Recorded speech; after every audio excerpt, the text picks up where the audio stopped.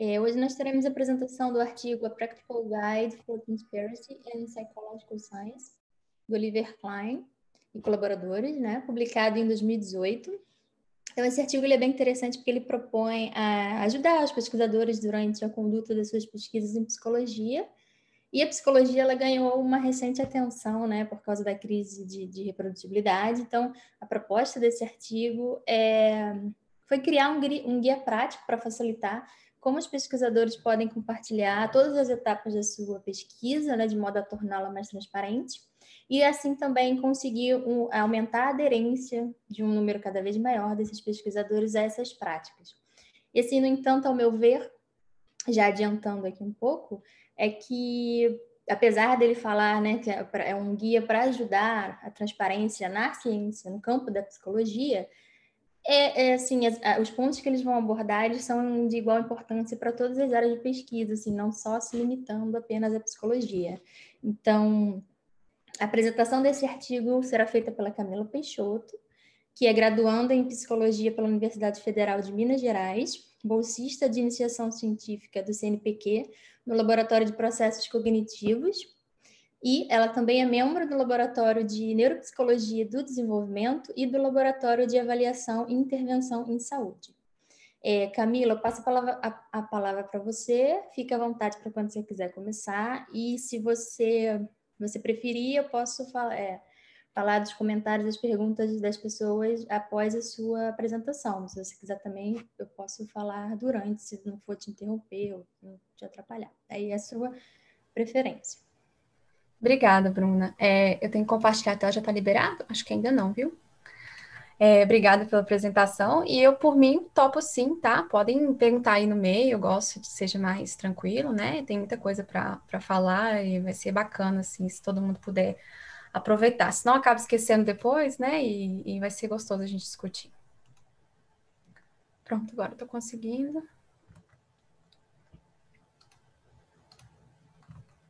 Compartilhar aqui com vocês. Prontinho, vocês já estão vendo minha tela? Uhum. Beleza. Ok, então, a Bruna já apresentou o artigo, é isso mesmo, né? É um guia prático aí em direção à transparência para a ciência da psicologia, mas certamente não se aplica só à psicologia, vai dar para ver aqui. Algumas coisas são específicas, eu vou até ressaltar quando eles fizeram algum tipo de comentário mais específico, mas no geral não acho que se aplica a todos, né? Assim, a psicologia foi pioneira em várias questões de metaciência e acaba que ainda continua sendo, né, quem produz muitas das nossas melhores evidências assim, nessa área. Os autores, eu coloquei só o primeiro e o último autor, né, Olivier Klein, que da Universidade Livre de Bruxelas, e o último autor, né, provavelmente orientador aí desse trabalho, foi o Michael Frank, da Universidade de Stanford, e esse artigo foi publicado numa revista Open Access, que é a Colabra, que é da Sociedade para o Avanço da Ciência Psicológica, né, a CIPS, Society for the Improvement of Psychological Science, que inclusive tem várias iniciativas super legais, assim, né. E aí os autores começam um artigo colocando uma espécie de justificativa para esse guia, né, que eles vão apresentar. Eles entendem que a ciência deveria ser, pelo menos, né, cumulativa e autocorretiva, que as afirmações científicas, né, que os achados, resultados, que o que se prega com base em evidências científicas não deveria ganhar credibilidade por causa do status ou autoridade de quem originou, né, a afirmação. Mas, claro, né, isso é natural para muitos cientistas pela replicabilidade ou pelo acúmulo de evidências, né, que estão apoiando essa afirmação. Só que esse processo só consegue acontecer de uma forma óptima mesmo, né, assim, realmente funcionar direitinho, se a comunidade científica consegue verificar, acessar completamente, né, examinar, testar, replicar, né, as pesquisas como um todo, né, os processos e as etapas de um estudo científico como um todo. E isso envolve o compartilhamento de materiais, de dados, né, de análise, não só de script de análise, não só de algumas afirmações de análise que a gente já encontra, né, nos artigos, seção de métodos, coloca e tudo, às vezes coloca, hoje em dia cada vez mais, né, aparecem também os pacotes e tudo, mas ainda falta muita informação para a gente conseguir realmente, né, reproduzir um artigo.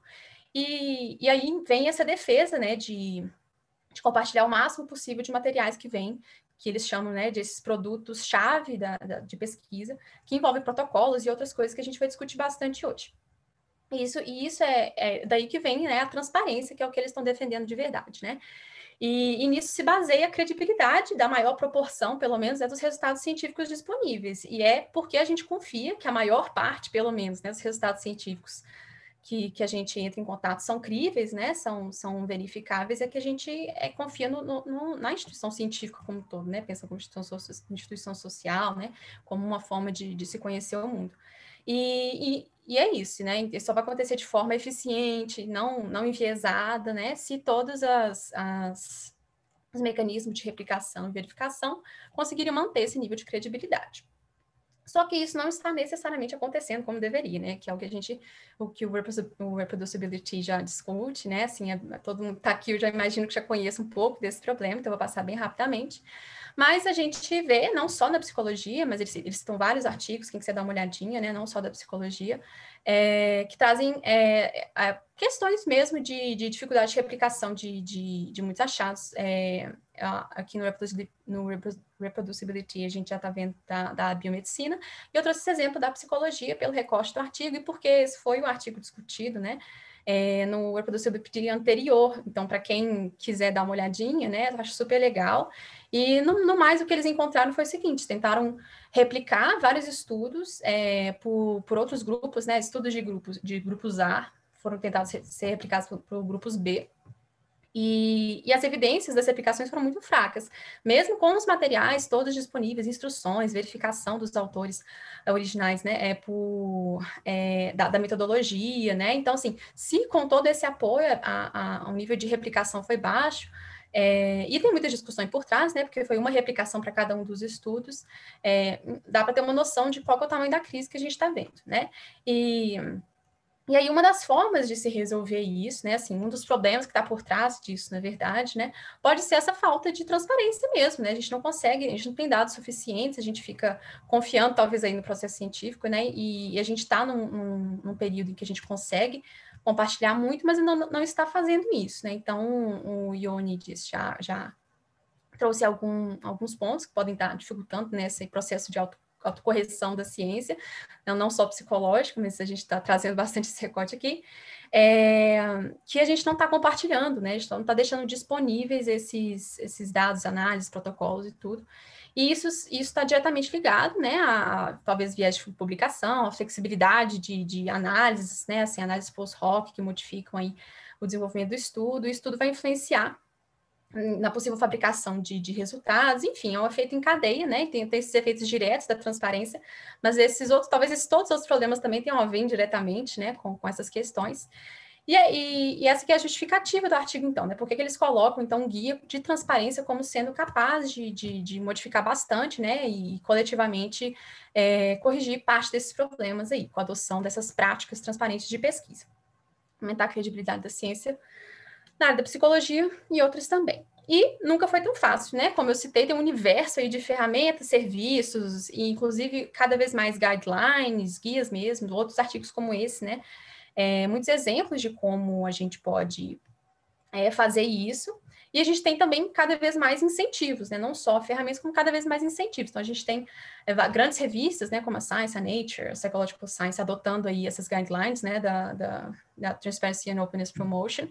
E tem muitos journals que estão dando incentivos para isso, né? Financiadores que estão dando incentivos para isso, né? No sentido de reforçar, né? De dar grants para quem pratica.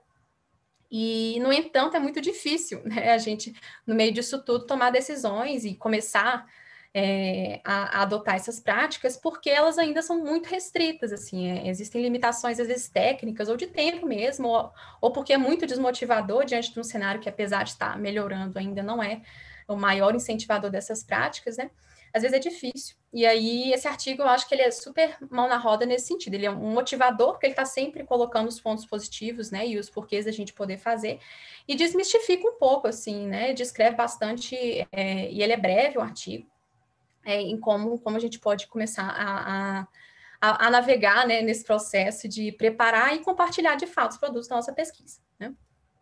Então, eles vão dar aqui procedimentos, muitos procedimentos mesmo, né? Tipo assim, ações, o que fazer, como organizar etapas de pesquisa, e dá muitos exemplos de recursos também, né? Muitos softwares e tudo, para poder adotar o que eles chamam de, na verdade, uma prática de gestão de pesquisas, né? Que isso tem que entrar dentro de um protocolo completo, do início ao fim, você tem que estar se preparando para compartilhar, senão não vai acontecer. Isso deixa mais fácil de a gente, de fato, fazer, né? E deixa também, né, ele, como efeitos colaterais aí, que a gente tenha menos erros, né? E no fim, tenha achados mais reprodutíveis, né? Então, a gente tem maior eficiência, maior credibilidade da ciência. E aí eles se dividem em vários tópicos, né, várias perguntas-chave, e eu vou ordenar essa apresentação principalmente em torno delas, né, assim, por que compartilhar, como, onde e tudo, e vou citar aqui uns pontos principais do artigo. Primeiro, eles começam com por que compartilhar, né, a parte que a gente fica mais motivado, para quem não está meio na dúvida, existem muitas polêmicas sobre isso, né, do tipo, vão me roubar, transparência não é lá, isso tudo, e a gente vai desconstruir muitos desses mitos aqui, ou dessas inseguranças que eu costumo ver dessa forma, de muitos pesquisadores que ainda não estão familiarizados, né, para poder compartilhar dados. Primeiro, que eles trazem aqui uma questão de verificação e confiança. Então, a gente não deveria trabalhar com base, né, cientificamente, com base na confiança dos autores, ou em status, ou não mesmo a um cientista, porque ele é cientista e eu vou confiar no procedimento dele. A gente deveria conseguir verificar minimamente, né? E isso está dentro de uma linha geral de como a gente reporta os nossos achados, nossos artigos e tal, mas ainda falta muita coisa, né? E é isso que eles trazem. Então, a gente deveria conseguir, então, reproduzir as análises, né, identificar e corrigir erros dentro desse pipeline, dentro dessa cadeia de ações que envolvem a análise, que é muito complexa.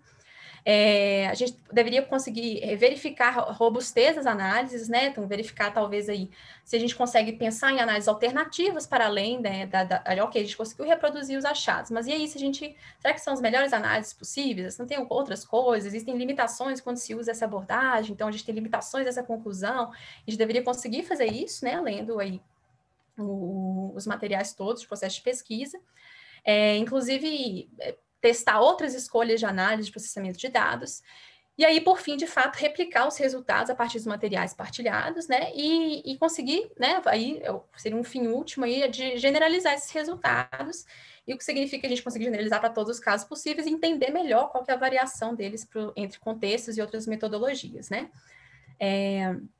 E também colocam aqui, isso vai ser até retomado ao longo do artigo, a questão o compartilhamento ajudar muito na definição a priori e deixar bem claro para toda a comunidade científica que está lendo, né, toda a comunidade não só científica, né, para quem está consumindo esse conhecimento, como é que foi conduzido esse trabalho, se era exploratório ou se era confirmatório, né, porque existem práticas muito comuns na ciência que a gente vê, assim, a gente está cada vez mais em contato com estudos que comprovam que de fato são assim que são feitos os estudos, né?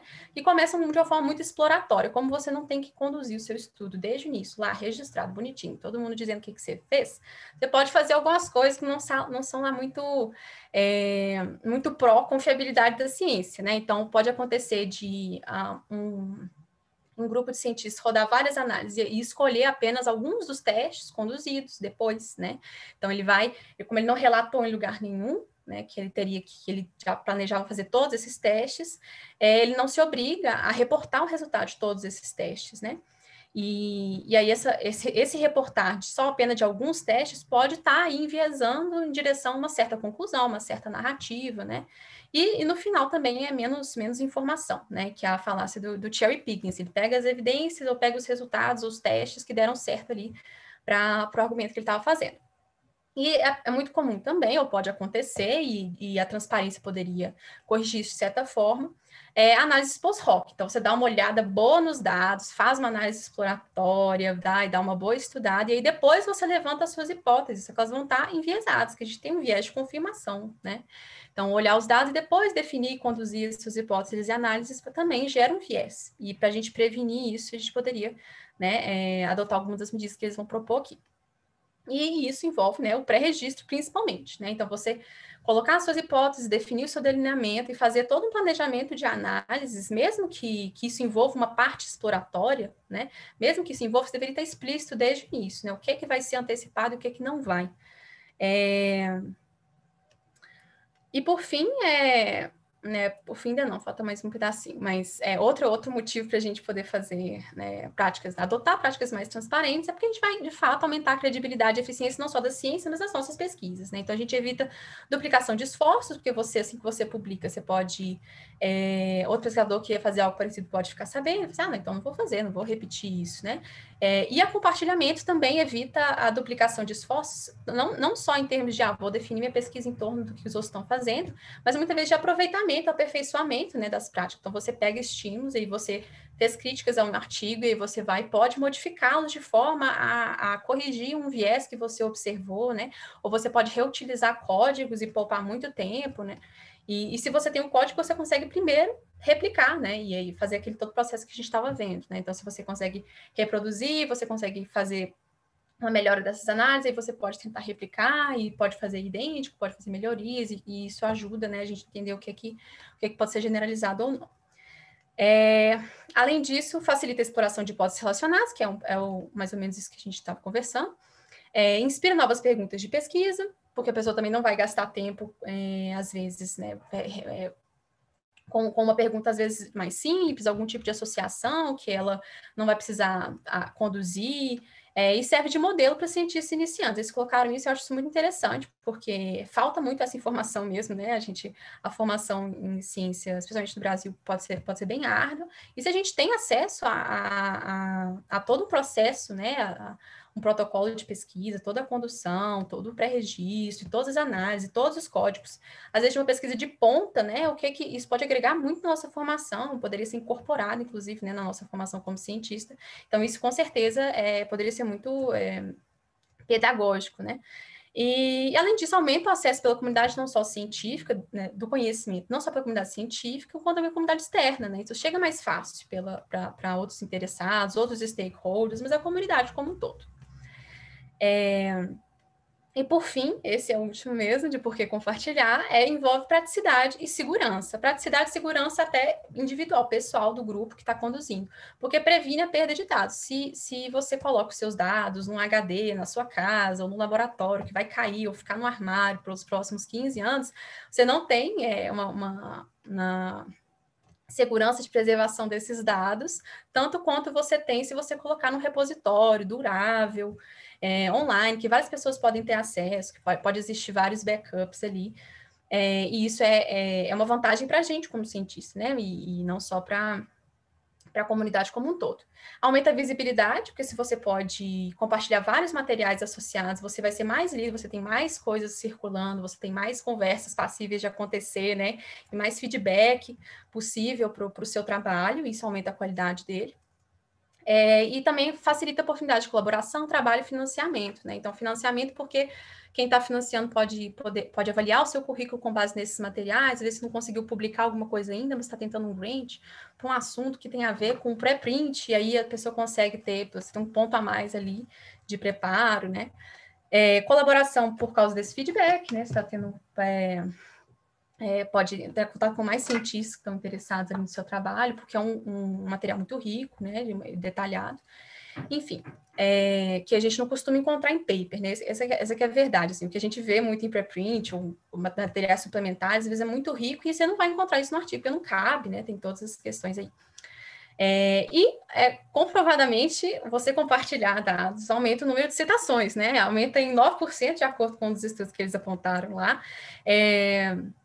E isso é um benefício, né? Então, para quem está olhando para razões muito, muito práticas, né, mais competitivas, aí, de fato, existem evidências de que se aumenta o número de citações, e essa é uma tendência, eu acho. A gente não está indo para o lado contrário, se vai ser uma tendência. Então, é isso. Aí eles concluem aqui nessa parte, né, que se você tem um protocolo, assim, se você tem um modus operandi de laboratório, de pesquisa, que é desenhado lá, desde, né, tem um design lá no fundo, desde o início até o final, né, de compartilhamento, você vai ter um grupo, né, e uma pesquisa mais eficiente, mais sustentável, porque você vai adotar certos protocolos de organização e planejamento que às vezes fazem muita falta, né, e você vai se incentivar pensando não só nos seus benefícios pessoais, como todos esses que a gente está conversando, né. E aqui eles colocam uma frase que eu achei muito engraçadinha, então decidi colocar aqui também para vocês, que o seu maior colaborador, né, o seu colaborador mais próximo é você de 6 meses atrás, e ele não responde aos e-mails, né? Então, a gente esquece as coisas, a gente não tem o hábito de registrar. Então, pensar em compartilhar, planejar o compartilhamento de dados, pensar em todas as razões e vantagens de compartilhar dados, pode ser uma forma da gente se incentivar também a adotar práticas mais organizadas, né, mais confiáveis, assim, para nós mesmos, para o nosso próprio trabalho de condução de pesquisa, né? O esforço de desenvolver uma pesquisa é finito para todos os envolvidos, eles colocam, né? Para os colaboradores que saem de projetos ou mudam de trabalho, ou podem até vir a falecer, e aí, se o trabalho não é compartilhado, ele pode muito bem ser perdido, né? Então, essa é uma das razões aí. E aí, passando para a próxima pergunta, para a segunda pergunta do artigo, o que compartilhar, né? E aí a gente já vai um pouco mais mão na massa. Agora eles vão estar argumentando, colocando porquês o tempo todo, mas agora que eles dão várias dicas mesmo, né? Bem práticas e que dá para a gente se pensar, né? Adotando no dia a dia no laboratório. Se possível, eles colocam, né, primeiras recomendações sobre o que compartilhar. Se possível, tudo. Se possível, compartilha tudo. Eles dão ideias de como compartilhar absolutamente todo tipo de material, sem restrições. Então, se der, faz tudo. E aí, é claro, né, que você tem que verificar restrições éticas, contratuais, tem que aprender um pouco mais sobre anonimização, porque se você está mexendo com os seus dados, talvez você não seja tão cuidadoso assim com a anonimização, porque você confia ali no seu grupo, mas são coisas que a gente tem que desenvolver se a gente quer compartilhar esses dados, né, e tem que fazer bem direitinho, porque as implicações éticas e até legais são muito graves, né. E aí você pode também compartilhar parcialmente. Ok, você não precisa compartilhar tudo. Se você compartilhar qualquer coisa, tá valendo, é melhor do que zero, né? Um é maior do que zero. E aí, se houver restrições, então, eles também incentivam que elas sejam declaradas e justificadas. Então, assim, não, a natureza da nossa pesquisa era de neuroimagem, aí não tem como, comprovadamente, de acordo com um guideline ético tal, não tem como a gente compartilhar isso, porque pode ser identificado sim e tal, e aí você justifica. E você ainda está, né, fazendo o seu melhor e incentivando que os pesquisadores compartilhem de alguma forma, né? Então, é um incentivo. E aí, qualquer produto partilhado é uma contribuição positiva. Eles vão reforçar bastante isso, né? Assim, se hoje você faz 0 e amanhã você faz 0,2%, já é mais, né? E isso ajuda, já está contribuindo para que outros cientistas verifiquem o seu trabalho, seus resultados, e possam reutilizar essas informações que você compartilhou, né? E, por fim, eles recomendam também que se estabeleça Standard Operating Procedures, né? Assim, procedimentos padrão de funcionamento ali, que envolve padronização de arquivos, de nomeação de arquivos, de pastas, organização de dados mesmo, que nem todo mundo adota, né? Eu sou uma pessoa super obsessiva, adoro organização e planejamento, então foi muito reforçador para mim ler esse artigo, mas eu fiquei até curiosa, né, e gostaria até de ouvir os convidados aí, todo mundo que está participando, se eles não têm esses hábitos, né, se você não é uma pessoa, assim, na sua vida em geral, organizada, o quão difícil pode ser, né, esse desafio, mas aí eu penso que talvez seja o caso de escolher ali alguém que você sabe que né, e tentar participar, porque a gente não trabalha sozinho, né, assim, existem soluções para essas questões. E é isso. Então, eles dão exemplos desses Standard Operating Procedures, e eu achei muito legal, porque eles dão muitos links, muitas referências, então é bem legal de explorar. Eu dei uma olhada em quase todos os materiais que eles compartilharam e trouxe alguns dos mais legais aqui. Essa primeira checklist, que ele está aqui do lado esquerdo da tela, é do próprio Nosek, do grupo do Nosek, e é uma checklist super simples, assim, é um passo a passo, e aí você tem acho que mais 4 links mostrando assim qual é a ordem de tomada de decisão, e dá muitas dicas, né, assim, é um modelo, né, novamente, eles compartilharam isso pode ser um modelo para a gente desenvolver os nossos, dentro dos nossos laboratórios, né, em conjunto aí, considerando as particularidades, claro, né, de cada laboratório e tudo, é bem legal. Então, eles deram mais de um exemplo, acho que essa é a maior contribuição. A gente tem vários modelos. E aí, aqui do lado direito, eles colocam um exemplo de estrutura de pastas mesmo, né? Assim, tem uma espécie de padrão para a gente adotar, inclusive, talvez até, né?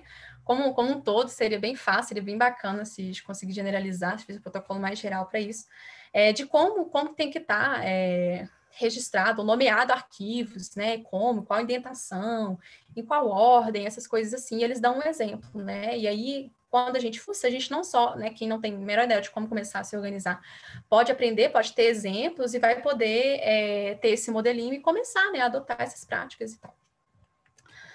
E aí, esse aqui é um outro exemplo, né, de Standard Operating Procedures de um outro laboratório. E nesse caso aqui, eles têm até um PDF super organizadinho. Então, quem não tiver muito habituado, que acontece também, né? A gente não está muito habituado a esses formatos. Eu conheço muitas pessoas que têm muita resistência, né, a usar o Open Science Framework e GitHub, por exemplo, porque não é muito intuitivo, né?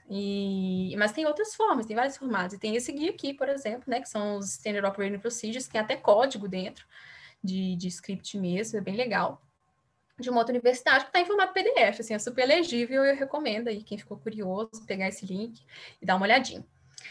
E aí eles dão um resumão aqui, num fluxograma, num quadro, não sei como descrever isso, de quais são os passo a passo, né, dessa tomada de decisão sobre como planejar. Então, assim, a gente pode realmente planejar, né, e aí eles colocam esses 5 coisas que a gente tem que meio que perguntar, tem que ir lá e perguntar, melhor verificar, né, e não esquecer de perguntar para quem está financiando a gente, se existe algum tipo de protocolo, né, para o nosso comitê de ética, para a nossa instituição, né, na universidade, né, professores aí, onde você trabalha, os nossos colaboradores, tem alguém, né, alguém importante que tem uma coisa contra, essas coisas assim, e os próprios jornais, né, geralmente essa que é a questão que as pessoas mais trazem, é o medo de você publicar e aí o jornal não aceitar, ou então o contrário, né, você já publicou e quer compartilhar, mas o jornal não vai permitir, então é importante verificando essas coisas.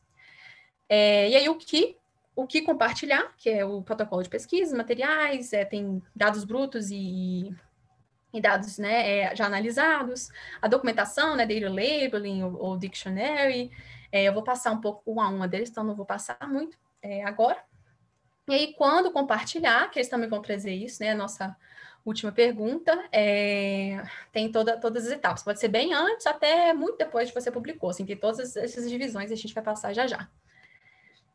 Aí, nesse segundo momento, né, os produtos a gente poderia avaliar, né, assim, coisas que você pode se perguntar, caso você não saiba, né, que você tem que se perguntar, assim, o quão grande é o meu material, quão sensível é ele, né, tem que recorrer à anonimização, o dado, ele é qualitativo, está tudo claramente documentado, né, isso é bem interessante.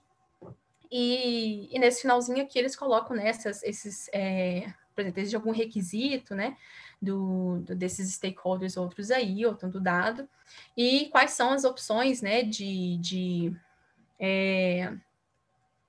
compartilhamento mesmo, né? Assim, pode ser público, pode ser restrito, quem que vai ter acesso, né? Em que momento e o quão fácil de achar isso pode ser. E eles colocam isso aqui, e eu acho que é interessante dar uma olhadinha, por quê? Porque às vezes a gente não sabe que existem opções, né? Assim, muitas pessoas não sabem que pode existir. Não, você pode ir fazendo isso ao longo de todo o seu projeto de pesquisa e só liberar isso para mais, né? Para pessoas terem acesso e tal.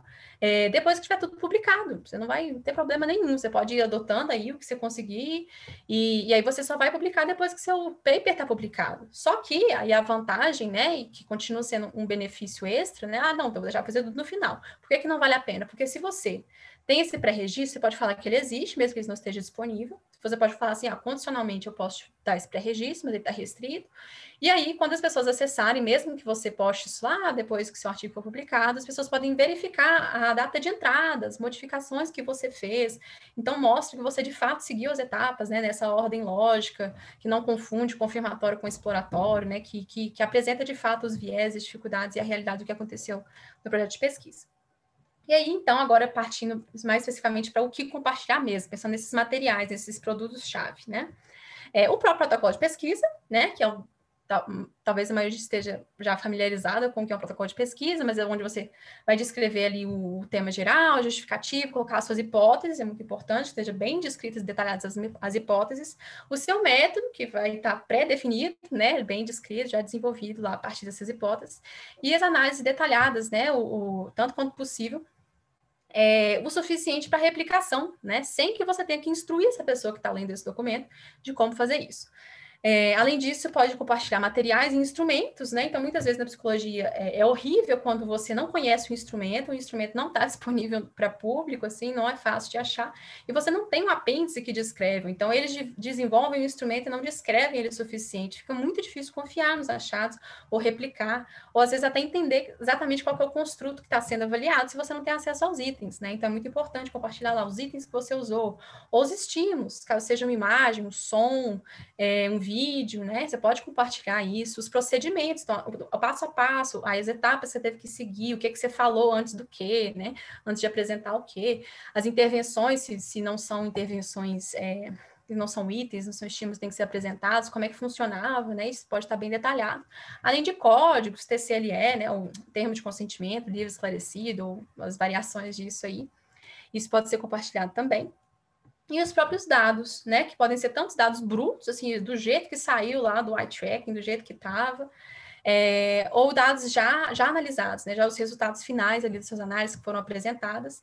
Só que o que eles colocam aqui, né? Tem a questão da anonimização, e eles sugerem, por exemplo, né, que caso alguém não saiba, mas eles reforçam isso, eu acho super interessante, porque poucas pessoas falam, que existem formatos que não vão estar adequados para todos os computadores, por exemplo, processarem, né? Então, assim, existe um jeito ideal de você compartilhar os seus dados, e é muito simples, todo computador faz isso, que é você salvar ele em CSV, né? Você consegue fazer isso via Excel, via bloco de notas, várias formas. E esse é o jeito, assim, ideal de você compartilhar os seus dados. Então, essa é uma informação que é bacana de guardar, né? É legível por vários, por exemplo, praticamente todos os softwares, né? É o modo mais simples. Enquanto que se você compartilha num tipo de documento estranho, né? Pode ser que isso, ao longo de atualizações, pode se perder, ou não vai ser legível para todas as pessoas. Isso também diminui a transparência, né? Então, assim, pensando nesse sentido. E você também pode compartilhar o script e o código das suas análises, né? Então, o script, o código de Python, de R, a sintaxe de SPSS, o que quer que seja. E metadados, que envolvem tanto quem que aplicou, às vezes, o instrumento, como que foi feito, quando, né, a data, o número das variáveis que tem ali nesse banco de dados, o número de casos, ou de pessoas, ou de casos mesmo, de linhas do banco de dados, e o codebook, ou data labeling, ou dicionário de dados, né, tem vários nomes para isso, mas é basicamente você descrever o que significa cada valor aí da sua base de dados. Isso é comum em psicologia também, se você tem uma escala, não só psicologia, né, qualquer pessoa que já mexeu com questionário sociodemográfico, né, que precisou colocar lá masculino e feminino, você não vai deixar masculino e feminino lá, você vai colocar 0 ou 1, alguma coisa nesse sentido, né? E aí o data labeling serve para todo esse tipo de dados que você tem que registrar, para tornar a sua pesquisa de fato legível, né? E eles colocam aqui nesse momento que ninguém precisa ser expert, né, em modelos ou critérios de qualidade de compartilhamento de metadados, porque existe. Se a gente cutucar bastante, quem mexe com mais estatística, com computação e tal, deve conhecer, pessoal de machine learning e tudo. Mas se você compartilhar já é melhor do que nada, né? Se você compartilhar um jeito minimamente estruturado, com as informações-chave, é possível, inclusive, que depois que você compartilhar, a depender do repositório que você está usando, alguém faça isso por você. Ou então, alguém que vai pegar os seus dados e fazer isso porque ele vai querer usar, e aí ele vai compartilhar, né, de uma forma mais estruturada, assim. O importante é fazer circular. Além disso, a gente também pode compartilhar procedimentos de análise, né? Que é a receita do bolo. O que aconteceu daquele dado bruto que você compartilhou até, né, você usar o seu script, como, quando, onde é que foi cada banco de dados, cada DF, cada variável, até sair os resultados finais que você vai publicar ou já publicou, né? Então, tem que ter essa receita de bolo, incluindo, às vezes, limpeza, transformações de dados, essas tomadas de decisão, né? E isso pode ter aqueles vários formatos que eu já até antecipei. Pode ser um script lá de Python, de R, uma sintaxe de SPSS, ou só um passo a passo, se você fez lá, não, cliquei aqui no Excel, cliquei aqui no Excel, cliquei aqui no Excel. E várias formas, né? Assim, não é o seu aparelho que vai te impedir de adotar práticas transparentes. E aí, a gente também precisa compartilhar especificações de softwares e de pacotes, por exemplo, né? E aí entra o open source, né? Assim, a ponte do open science com o open source. Porque se você tem softwares que são de acesso livre, que todo mundo pode utilizar, adquirir, né, e tal, você também consegue ter maior transparência, porque qualquer pessoa pode baixar e pode conseguir usar o seu dado, né? Então, se você usa um software pago, um software restrito, ou muito pouco conhecido, isso também dificulta, também reduz um pouco a transparência, né, dos seus estudos. E aí você tem que colocar, então, as versões desses pacotes, as versões do seu Python, o 2, o 3, né, o hardware que você estava usando, às vezes pode influenciar, o sistema operacional que você está, não, usei Windows, usei Linux, aí tem algumas diferenciações, às vezes, do jeito que você instala um pacote, né? Enfim, e aí descrever os add-ons, isso está no material complementar também deles. Mas no todo, eles, né, parece muita coisa, tem muita coisa que a gente pode compartilhar, mas eles colocam bastante, reforçam bastante ao longo aí do trabalho que o perfeito é inimigo do bom, né? Assim, compartilhe documento que você puder, e isso já vai ser um benefício comparado a não adotar nenhuma dessas práticas, né? E aí, por fim, claro, né, um produto que pode ser compartilhado é o seu artigo final, né? E aí eles fazem aí, levanta a bandeirinha do Open Access, não podia deixar de passar, então você pode compartilhar no formato de preprints, e aí eles dão a dica aí do PsyArchive aí, mas tem vários outros, né? Tem só o Archive, que não é específico para psicologia, e tem zilhões de repositórios. E aí também você pode procurar revistas, journals mesmo, né? Lugares de publicação que sejam totalmente open access, né? Para acesso livre mesmo. E aí, ao contrário do que se pensa, não, pré-prints não vão tornar o seu trabalho menos publicável, e não, você não vai ser surrupiado por causa de um pré-print.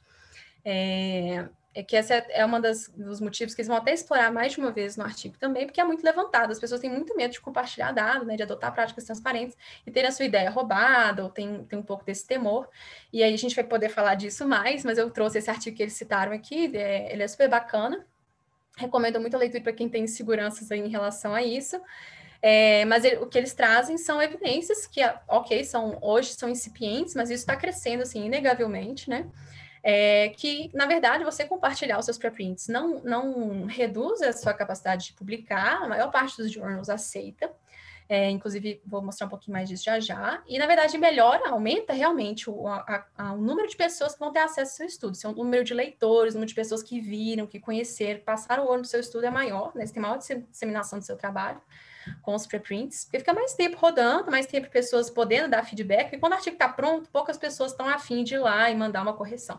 Mas se é um preprint, de um jeito mais informal, assim, você ainda pode intervir, ainda pode mexer, aumenta, inclusive, a motivação das pessoas de colaborar, né? Mas isso já é psicologização, não estava no artigo essa parte. E aí, você também tem mais informações circulando, às vezes um preprint que sai, mas acaba que o artigo nunca sai, porque alguma coisa deu errado, ou porque eles não conseguiram submeter em nenhum journal, mas pelo menos existe o preprint com esses dados, né? E como a gente sabe que existe um viés de publicação a favor de, né, resultados positivos, etc., a gente também pode poder ver, provavelmente, nos preprints, resultados menos novidade, menos chiques, menos publicáveis, entre aspas, aí, né? Pelo menos até então, que também são úteis, né? São extremamente úteis. A gente precisa ver resultados negativos e ter acesso a esses dados, né? E isso é muito importante. Uma forma de compartilhar dados de uma forma menos, né, burocratizada, menos jornalística é com os preprints.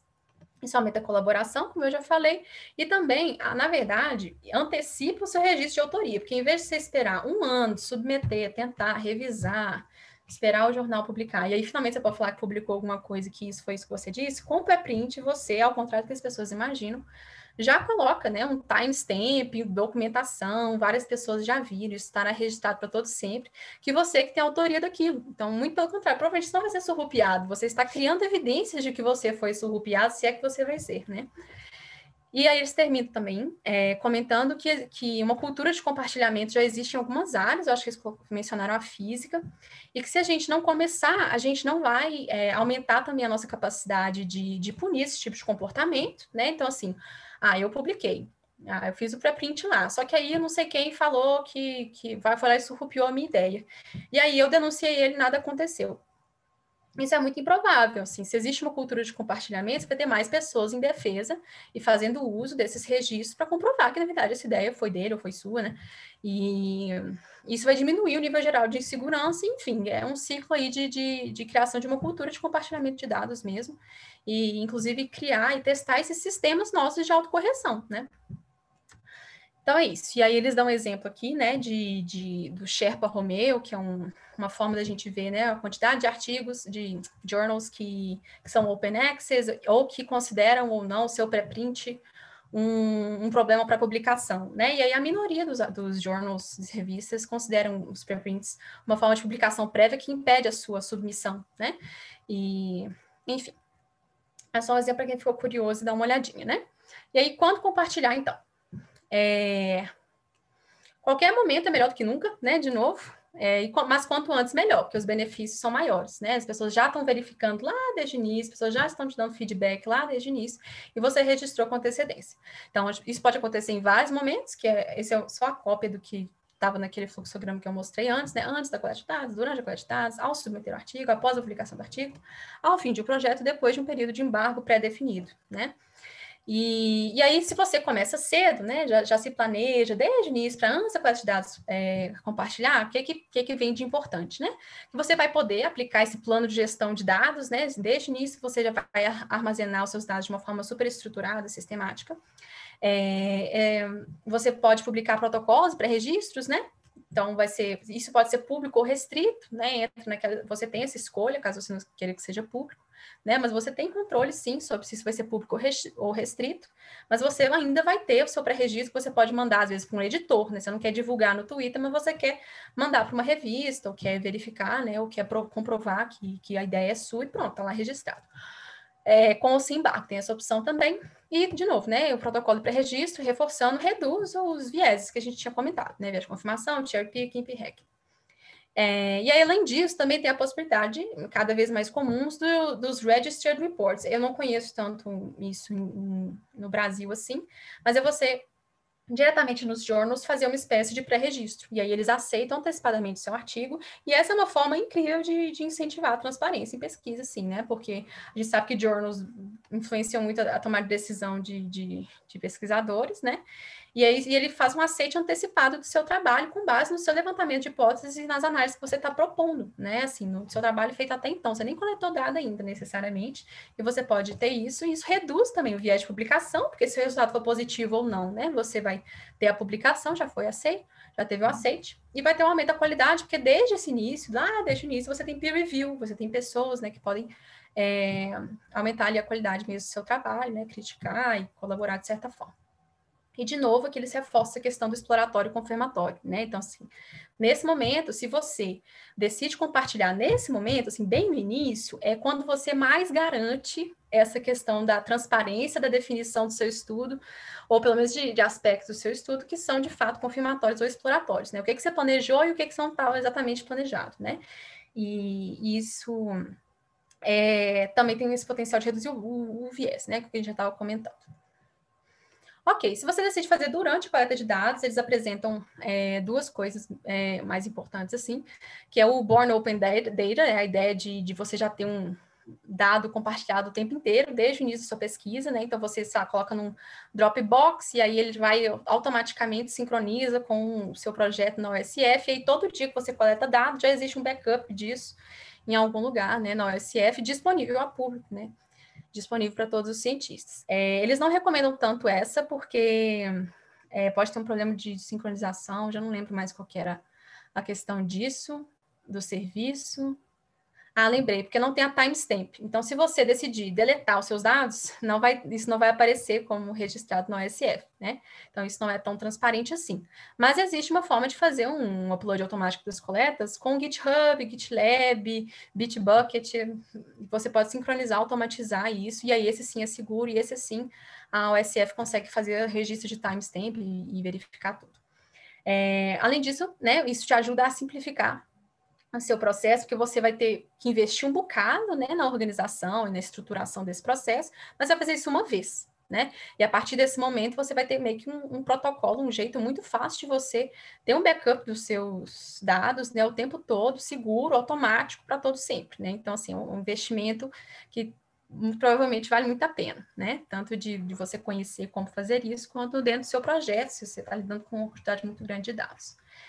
E aí, se você decide, né, compartilhar durante a submissão ou publicação, você melhora potencialmente a qualidade da revisão por pares, reduz a chance de retratações, porque nesse momento, se você compartilha e aparece lá esse erro grotesco que a gente tem medo de ter cometido o tempo inteiro de alguém descobrir, você vai descobrir isso antes de ser publicado, não vai ter que retratar o seu artigo, nem avisar ninguém, para além dos editores. E você vai agregar valor ao artigo, né, por já estar se propondo a compartilhar os seus dados, né? Além disso, se existe restrição por causa da revisão às cegas, existem opções também de compartilhar esses dados de uma forma, eu vou só ver, eu vou omitir esses dados, né? Existe essa possibilidade também, para quem não conhece as ferramentas. E aí, se você decide só no final, né, compartilhar após o período de embargo, você já perdeu um pouco desses benefícios, apesar de ter as timestamps, essas coisas que a gente estava conversando, mas você tem menos feedback, né? Mas se você tem muito medo de ser surrupiado, essa é a melhor alternativa e ela é melhor do que nada, né? Então você pode adiar o lançamento, a publicação desses registros, de todos esses materiais suplementares para depois da publicação, caso você queira se garantir, né? Mas se você fizer isso, mesmo que seja depois desse período de embargo, é melhor do que não adotar nenhuma dessas práticas, né? E esse aqui é só um fluxograma, um resuminho, né? Que eles trazem exatamente desse quando compartilhar aí. A gente tem todos esses momentos que a gente pode compartilhar os nossos dados. E aí, onde e como compartilhar, eles trazem um tabelaço de vários repositórios, né, com vários benefícios. Alguns são pagos, mas é a minoria que é pago, né? Às vezes as pessoas têm medo disso. Muitos deles têm garantia de durabilidade, né? Então, assim, é uma boa para quem está curioso aí com várias outras possibilidades de banco de dados para compartilhar, mas eles fazem uma recomendação expressa e eu também sou enviesada, né, para usar a OSF. Então, e aí eles trazem, então, né? A gente pode escolher repositórios públicos independentes para publicar, ou fazer o que se fazia até pouco tempo atrás, né? Que é assim, quer dizer, se faz até hoje, na verdade, né? A maioria, que é você ter que entrar em contato com o autor para conseguir ter acesso a esses dados. Mas a gente já sabe, já tem estudos, algumas evidências aí, e até algumas anedotas, né? Assim, experiências entre colegas, assim, que você tenta procurar, tenta pedir os dados, simplesmente não consegue, não tem resposta, e às vezes a pessoa ainda fica insultada, né? Com medo do que você queria fazer com os dados dela. E aí, outra possibilidade também seria que, fazer um blog pessoal e eu vou postar esses dados lá. Isso ainda é pior do que usar esses repositórios, né? Aprender a usar os recursos desses repositórios, porque é menos seguro, né? A gente tem menos segurança da longevidade disso, né? Os links podem dar errado, você pode desistir do seu blog, né? Assim, ou então pode não pagar e aí seu domínio é comprado e você nunca mais vai ter acesso, né? Enfim, tem vários problemas. Se não é algo profissionalmente feito, né? Para ser um repositório. E aí eles pedem como escolher, então, o repositório, né? De preferência um que tenha um número de registro, né? Ou que tenha um DOIs, né? Que é o número de registro ideal para a gente, né? E eles, inclusive, dão um exemplo, e eu não sabia disso, né? De que links de materiais suplementares de journals costumam expirar ao longo de alguns anos, depois de alguns anos, e a gente fica sem acesso a isso, né? E os DOIs não, os DOIs são mais seguros, são nossa melhor opção hoje, né? Além disso, também poderiam ser repositórios, né, que aceitam metadados estruturados, que registram o número de citações e downloads que o seu paper teve, isso é ótimo, né, para você ver a quantidade de interações com o seu trabalho. Verificar se existe políticas de licenciamento dentro desse repositório, o controle de acesso, você consegue regular, você como dono do projeto consegue controlar, né, quem vai ter acesso, quando, onde, né, ao quê. Garantia dessa durabilidade, da longevidade desse repositório, né? Eles mencionam que tem vários que já têm anos aí, de mais de 50 anos de garantia que seus dados vão estar seguros lá, né? Então dá para adiar esse medo. E questões de legislação mesmo, né? Assim, cada país vai ter suas questões de legislação para compartilhamento de dados, né? Especialmente dados mais sensíveis. E aí tem que verificar se esses repositórios estão controlando isso, né? Assim, estão cientes ou estão seguindo essas normas. E eles recomendam disparado o Open Science Framework, que cumpre os 6 critérios, né? Exceto esse de legislação, porque cada país tem o seu, e o Open Science Framework é gigantesco, né? E as possíveis dificuldades aqui são questões éticas, né? Então, assim, não, melhor mencionar, né? Se a gente está com medo de, não, tem um problema ético do meu comitê de ética e tal. É quase impossível você conseguir um TCLE retroativo, com uma autorização dos seus... A gente não consegue fazer isso longitudinal por um motivo, né? Assim, é difícil entrar em contato com quem você já pesquisou.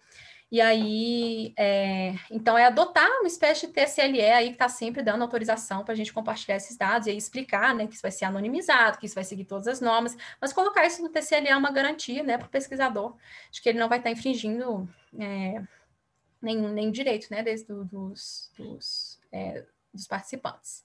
E questões legais também ocorrem, né, que são de quem são esses dados. Geralmente são dos pesquisadores, a não ser que você tenha sede de seus direitos para um jornal, e aí tem que ler lá as letrinhas miúdas. Mas, no geral, eles recomendam que as pessoas adotem a disponibilização de dados, né, assim, como é que chama? Licenciamento, né? De Creative Commons ou Open Data Commons, que são os mais, né, mais acessíveis de todos, né? E todo mundo pode usar, isso pode ser reutilizado e tudo. E esse é fácil, é menos difícil do que parece, e essa é uma contribuição valiosa do artigo, que assim, se você colocar em algum documento, junto com desses materiais, que todos esses documentos estão licenciados, né, desta forma, como está escrito aí, você já está com esse licenciamento, né, acontecendo, não é tão difícil assim. E aí, por fim, para acabando aqui, finalmente, não gastei um bom tempo, né? Agora que eu vi a hora, gastei mais do que eu previsto. Acabou, ainda tem, né, algum motivo para a gente não compartilhar os dados, né? E aí eles colocam que existe esse medo, né, da gente ser surrupiar, de ter ideias roubadas, ou ter os nossos dados mesmo roubados, ou de ter publicações roubadas, com a mesma reutilização dos dados, e assim, a gente não dá conta de usar exaustivamente os nossos dados, e eles colocam, né, que existe uma vantagem de você se expor, de você ter colaboração, de você ter feedback, que é muito maior do que esse risco concreto, né? Assim, a gente não tem muita notícia, não tem muita evidência de fato de que ser surrupiado acontece com frequência, né? E aí eles trazem também uma citação do Gary King, que é um professor de Harvard, que ele fala que não importa se você foi roubado, importa mais se você foi ignorado como cientista, né? Assim, se você for roubado, se você tiver um pré-print lá, se tiver todos os registros, você ainda consegue provar que foi você que coletou esses dados, né? Que fez tal pesquisa, ou que deu tal ideia. Mas ser ignorado é pior, o custo disso é maior, né? Então, qualquer compartilhamento, em qualquer momento, é melhor do que nenhum. E aí, eles também comentam rapidamente, né, dos possíveis medos, né? Vão me questionar, vão descobrir os meus erros.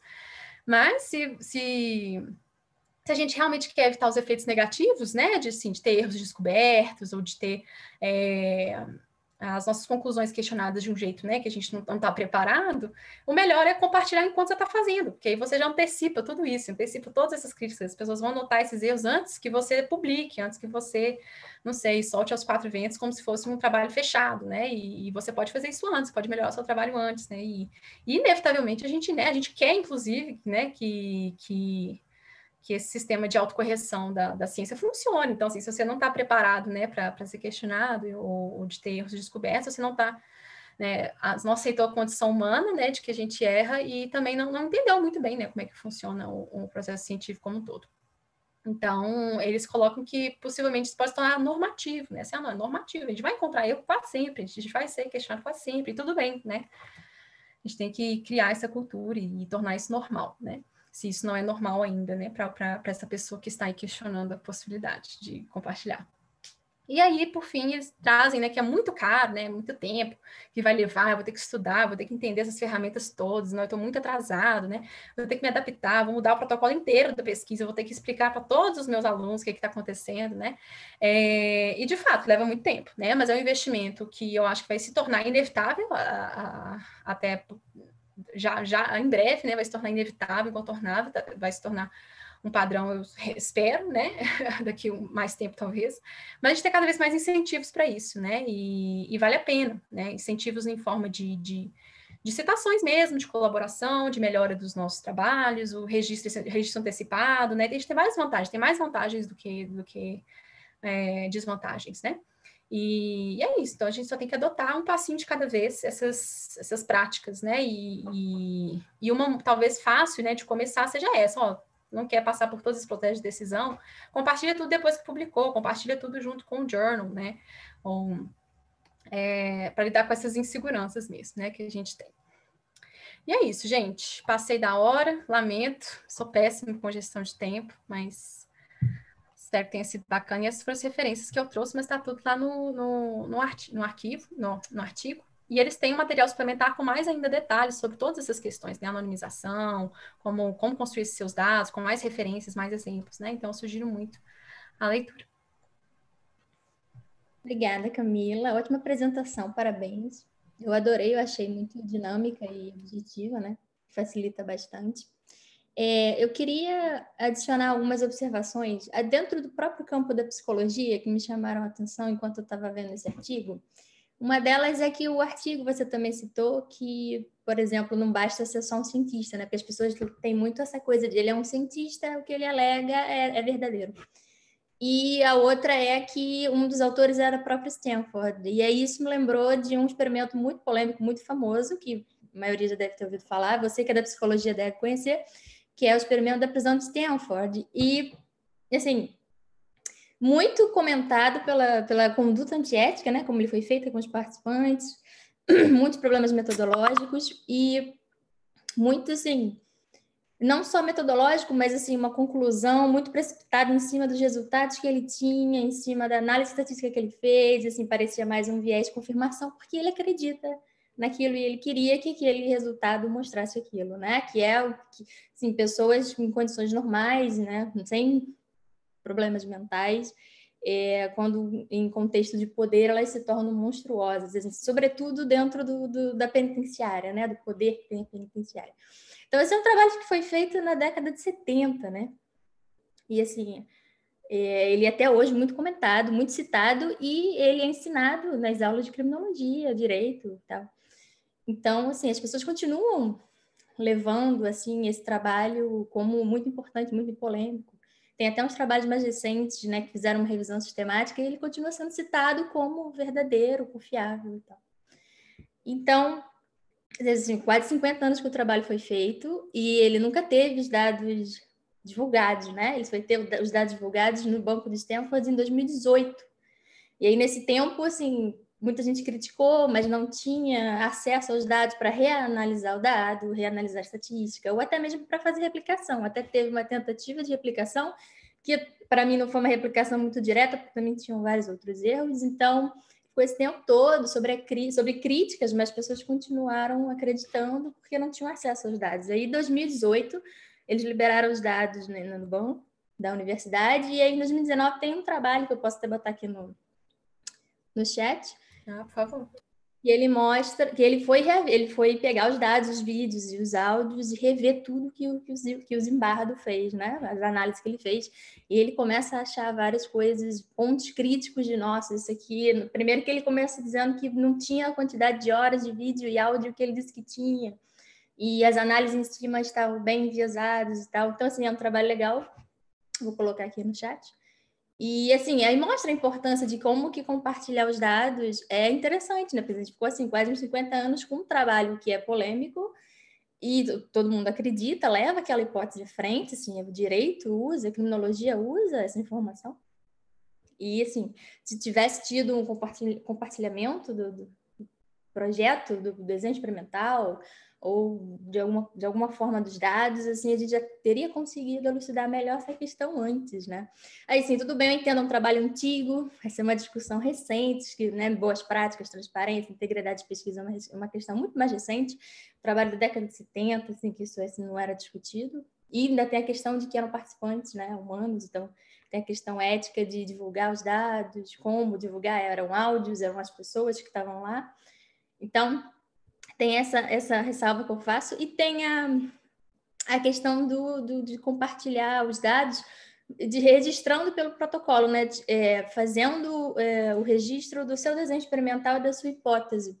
Porque, assim, existe uma resistência grande, como você comentou, das pessoas fazerem isso, e na própria psicologia, porque, por exemplo, o Nozick, né?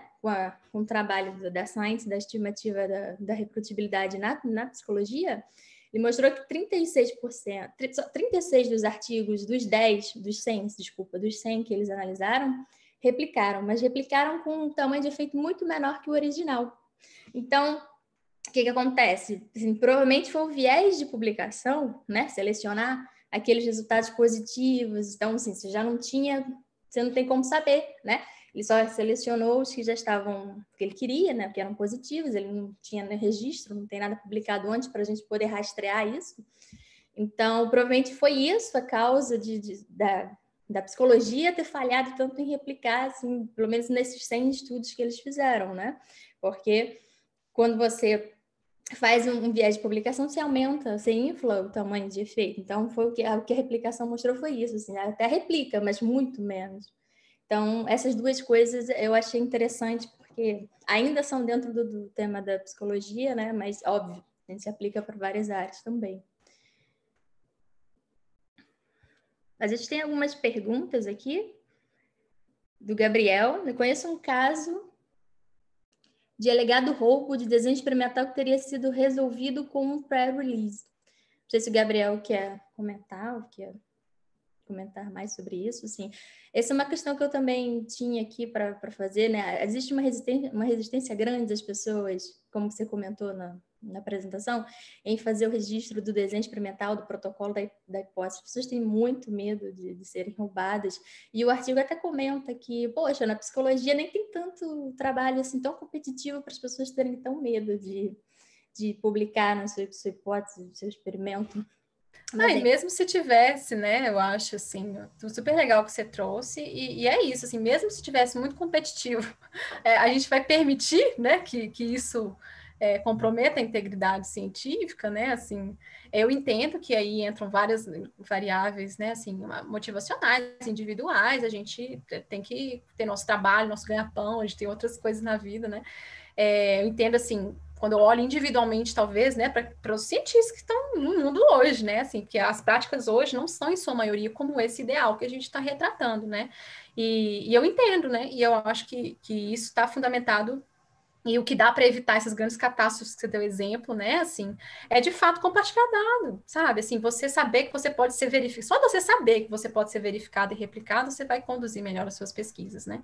E vai dar muito trabalho instalar esse sistema todo, né, de compartilhamento no início, mas depois é muito durável, né? Muito durável, assim.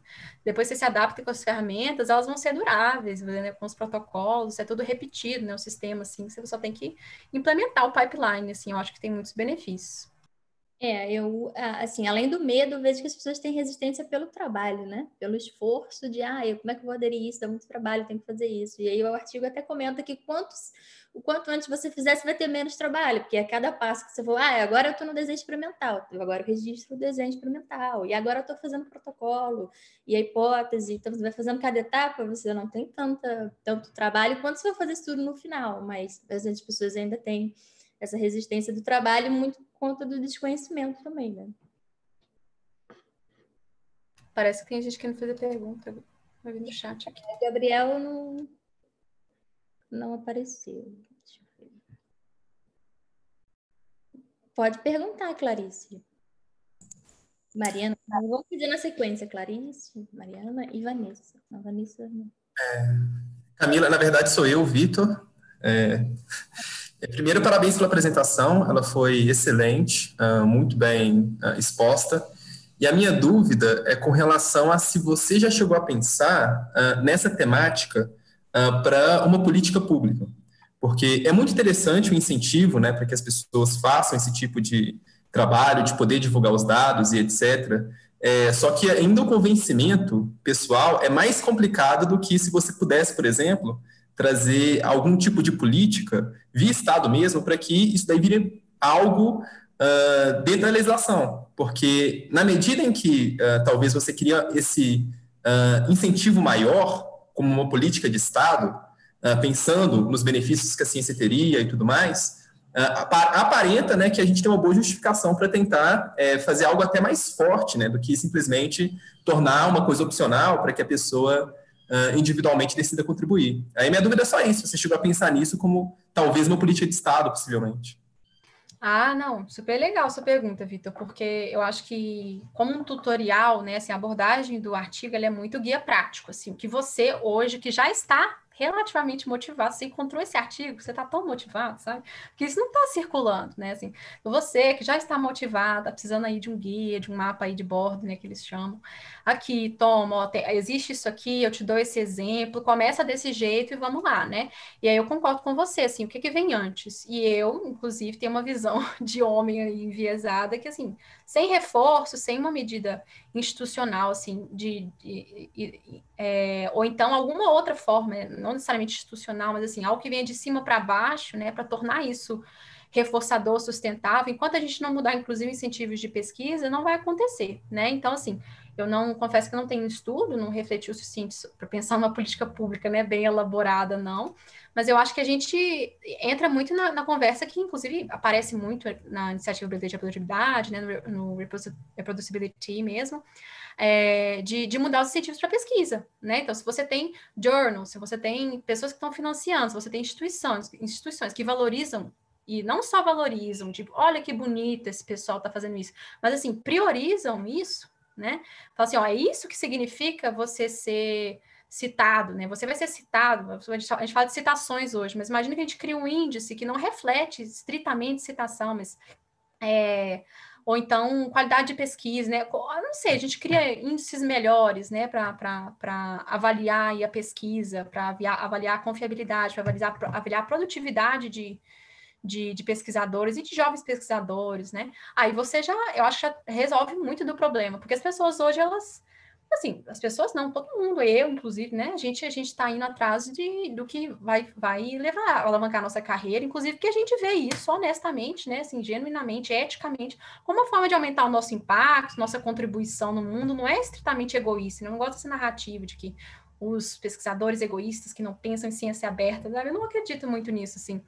Eu acho que precisa existir um reforço, assim, não faz sentido, né, se não existir algo institucional. E além disso, né, então, se a gente muda essa política, aí tem Hong Kong, né, a Manifesto Hong Kong, tem muitas coisas que a gente pode conversar sobre isso.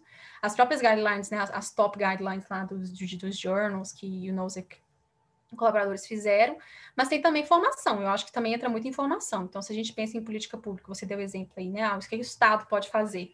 Sei lá, coloca uma disciplina aí nessas graduações, assim, não existe universidade sem formação nisso, não, acabou, sabe? Não existe, não entra, não sei se não existir. E assim, claro que, né, mil problemas nisso, mas é uma forma, assim, falando agora de um jeito menos, né, menos informal, a gente pensar em como que a gente pode melhorar a formação mesmo, né? Inclusive, é um tema que eu gosto muito, né? Pensar de coisas de estudantes para estudantes, né? Que estão se formando, que estão interessados. Às vezes, eu demorei anos para descobrir que existiam coisas desse tipo, né? Assim, e se isso tivesse aparecido no meu primeiro mês de graduação, meu primeiro semestre de graduação, o quanto que eu já não ia conhecer, sabe? Sim, coisas que têm que ser implementadas. E aí, isso a gente vai ficar para trás, porque não tem, eu não vejo outra alternativa, assim. Era digital, é compartilhamento mesmo, nem tudo é publicável, mas tudo é conhecimento, e a gente precisa se autocorrigir aí, porque já está com uma crise, né, de conhecimento, assim, mistura aí com o que a gente está vivendo hoje, né, essas convulsões de pós-verdade aí, então, eu vejo dessa forma, assim, principalmente o caminho de como a gente incentiva a pesquisa e formação, né, eu acho que é mais por esse lado, Vitor. Não sei, não vou trazer muitas ideias inovadoras, não. Beleza, esclareceu muito bem, muito obrigado. Mariana, você quer perguntar? Marina, desculpa, Marina. Olá, Camila.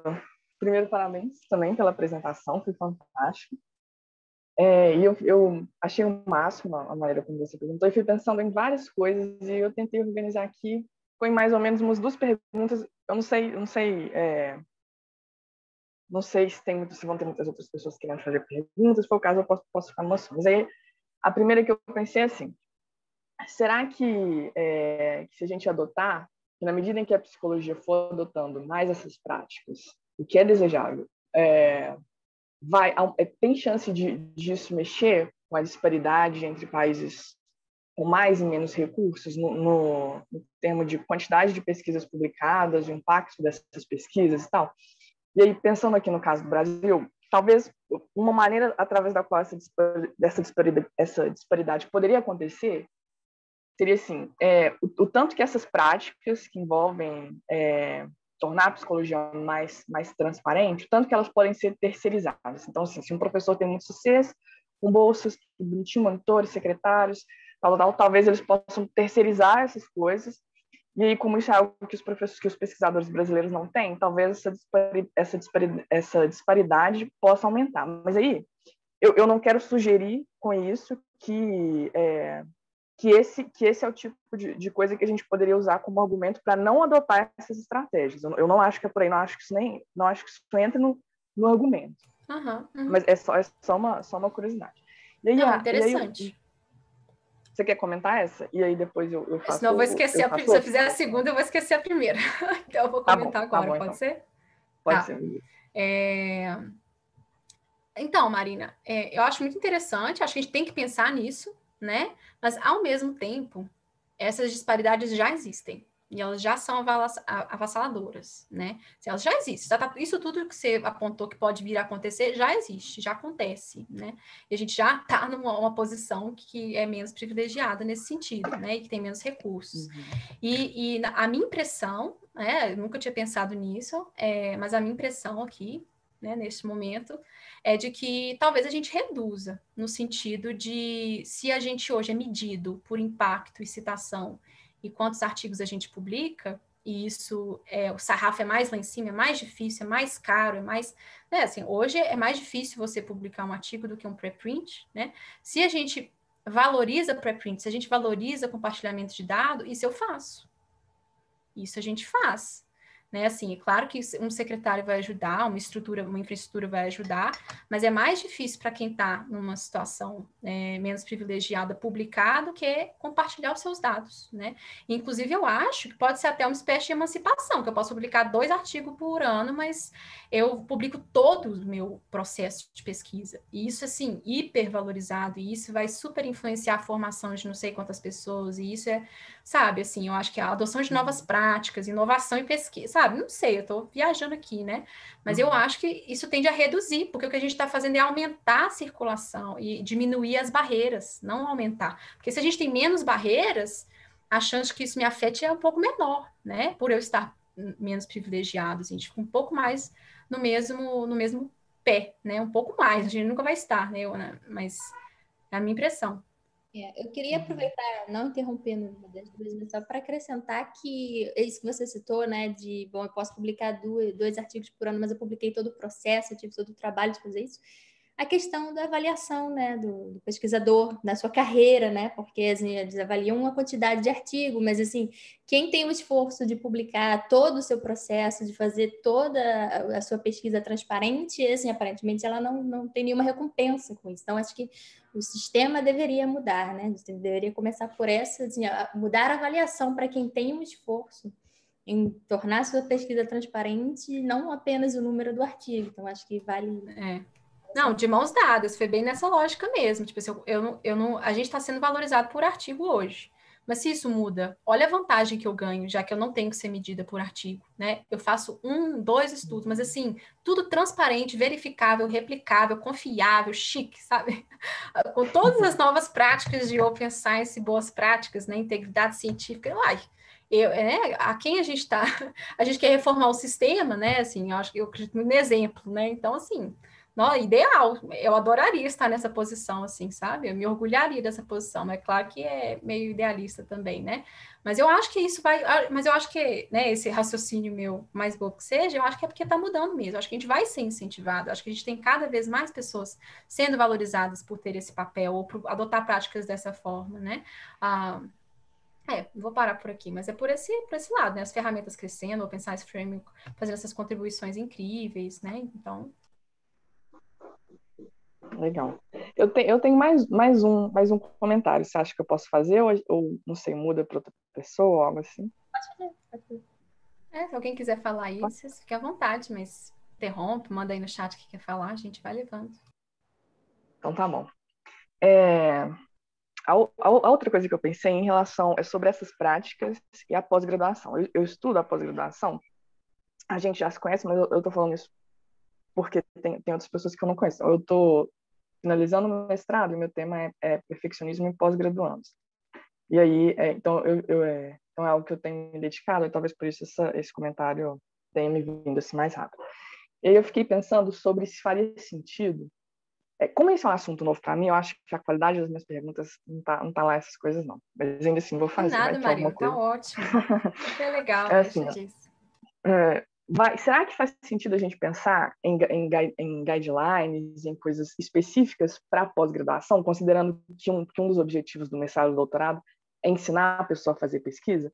E aí, talvez essa pergunta seja especialmente relevante aqui para o Brasil, porque essa modalidade de mestrado acadêmico, assim, mestrado gigante, as pessoas têm que fazer um milhão de coisas, é característica de que não tem muito em outros lugares. E eu fiquei pensando se não daria, às vezes, talvez umas coisas assim, flexibiliza mais, porque isso incentiva o pós-graduando a participar. Assim, foi parte da minha vivência. A gente bola uma hipótese, Mas aí depois lá na frente você vai ver, depois de muita leitura você vai ver esse negócio que não ficou bom, sabe? Eu podia ter escrito, eu deveria ter escrito esse negócio aqui de uma maneira muito melhor. E aí talvez, e aí eu fiquei pensando se talvez não pudesse ter algo com algumas características específicas pensadas para esse período em que a pessoa está aprendendo a fazer pesquisa. E aí, um outro comentário, eu fiquei pensando sobre como que a gente insere essas práticas dentro do ensino da pós-graduação. E aí, considerando que os pós-graduandos hoje estão em níveis mais altos do que a média da população, assim, adoecidos, eles identificam uma pressão muito alta para o desempenho, e aí, assim, já tem uma carga de trabalho muito alta, as pessoas já estão adoecidas. Como que a gente faz para inserir uma nova, assim, talvez uma nova disciplina, um novo conjunto de habilidades que esses pós-graduandos têm que adquirir durante a pós-graduação? Me parece assim, não é simples, como é uma coisa, é ultra necessário, a gente deveria sim botar isso na pós-graduação, mas não é tão simples como vamos botar mais uma disciplina ou vamos botar mais uma exigência aí de alguma coisa, de mais alguma coisa para garantir mais um pré-requisito para que a pessoa possa defender. Tem talvez aí algumas outras coisas que a gente tenha que, enquanto comunidade científica, repensar para que a gente insira o ensino dessas práticas e dentro da pós-graduação. Também essa última parte ficou mais como um comentário. O que você acha? Fez sentido? Fez sim, Marina. O que você me fez pensar foi no comentário do Vitor, né? Porque você trouxe para uma coisa mais específica, né? E aí fica mais fácil a gente ter ideias, assim, né? Do que a gente pode fazer localmente, assim, até de cima para cima, não importa, né? Mas pensando aí na pós-graduação, né? Eu acho que no caso do Brasil, que você trouxe isso, a gente tem primeiro que ter material disso em português, a gente não tem, né? E assim, por mais infeliz que seja, eu conheço muito mais pós-graduandos que se aventuram em pesquisa científica. É claro que eu sou um espaço amostral minúsculo, né, gente? Estou ciente disso, mas eu conheço muito mais pessoas que têm muita dificuldade com o inglês e que têm que ultrapassar essa dificuldade ao longo da graduação do que pessoas que estão super à vontade com o inglês e já sabem disso tudo e não têm outras prioridades, né, para a graduação, além de ler sobre metodologia e novas práticas, né, novas, isso é novo, assim, né, assim, fronteiras aí de qualidade de práticas científicas. E nesse sentido, eu acho que a gente tem que aumentar o acesso, né? E aí, quando você trouxe, eu penso, tem incentivo, eu também acho que o caminho talvez não seja disciplinas, porque a gente mal, eu acho que muitas pessoas concordariam comigo como estudantes, né? Que a gente já tem, talvez, matérias insuficientes de metodologia em si, né? E assim, e a verdade é que quem aprende não aprende nas disciplinas, tudo que aprendeu é muito na prática, né? Iniciação científica. Então, assim, presença de iniciação científica, enfim, e de baixo para cima, pensando, né, assim, o que PPGs e disciplinas podem fazer, eu não vou comentar tanto, mas eu concordo com você. Mas de baixo para cima, eu acho que é ser um reproducibility, assim, sabe? Criarem brisa e criarem iniciativas brasileiras de possibilidade. Assim, cientistas interessados também podem agir de baixo para cima, né? Já que você trouxe essa questão da gente não poder depender exatamente, né, da estrutura de cima para baixo, a gente criar esses espaços e criar essas discussões, fazer eles crescerem, né? E dar apoio colaborativamente, criar esses materiais e já tem muito material, né? E graças a iniciativas como essa aqui, assim, eu acho que a mina de ouro do país hoje disso é aqui, sabe? E a gente tem que ampliar isso, ampliar o alcance disso, né? Ampliar o acesso disso, precoce, né? Tipo, já mostrar isso para gente que está entrando na graduação, e não eu, que já estou no final, né? E você que está na pós, assim. A gente tem que acelerar esses encontros, né? Então, você me perguntou, né? Pensando bem nessa coisa que eu e você podemos fazer hoje, né? Pensando no nosso PPG, pensando aí eu penso isso, sim. Mas, de novo, eu acho que individualmente a gente não vai dar conta de tudo, né? A gente vai fazer, eu acho que tem que começar, mas algo institucional, né? CAPES, mudanças aí já é mais complexo e também poderiam ser feitas, mas eu já não vou poder comentar tanto assim, não. Se puder complementar, Camila. Obrigada.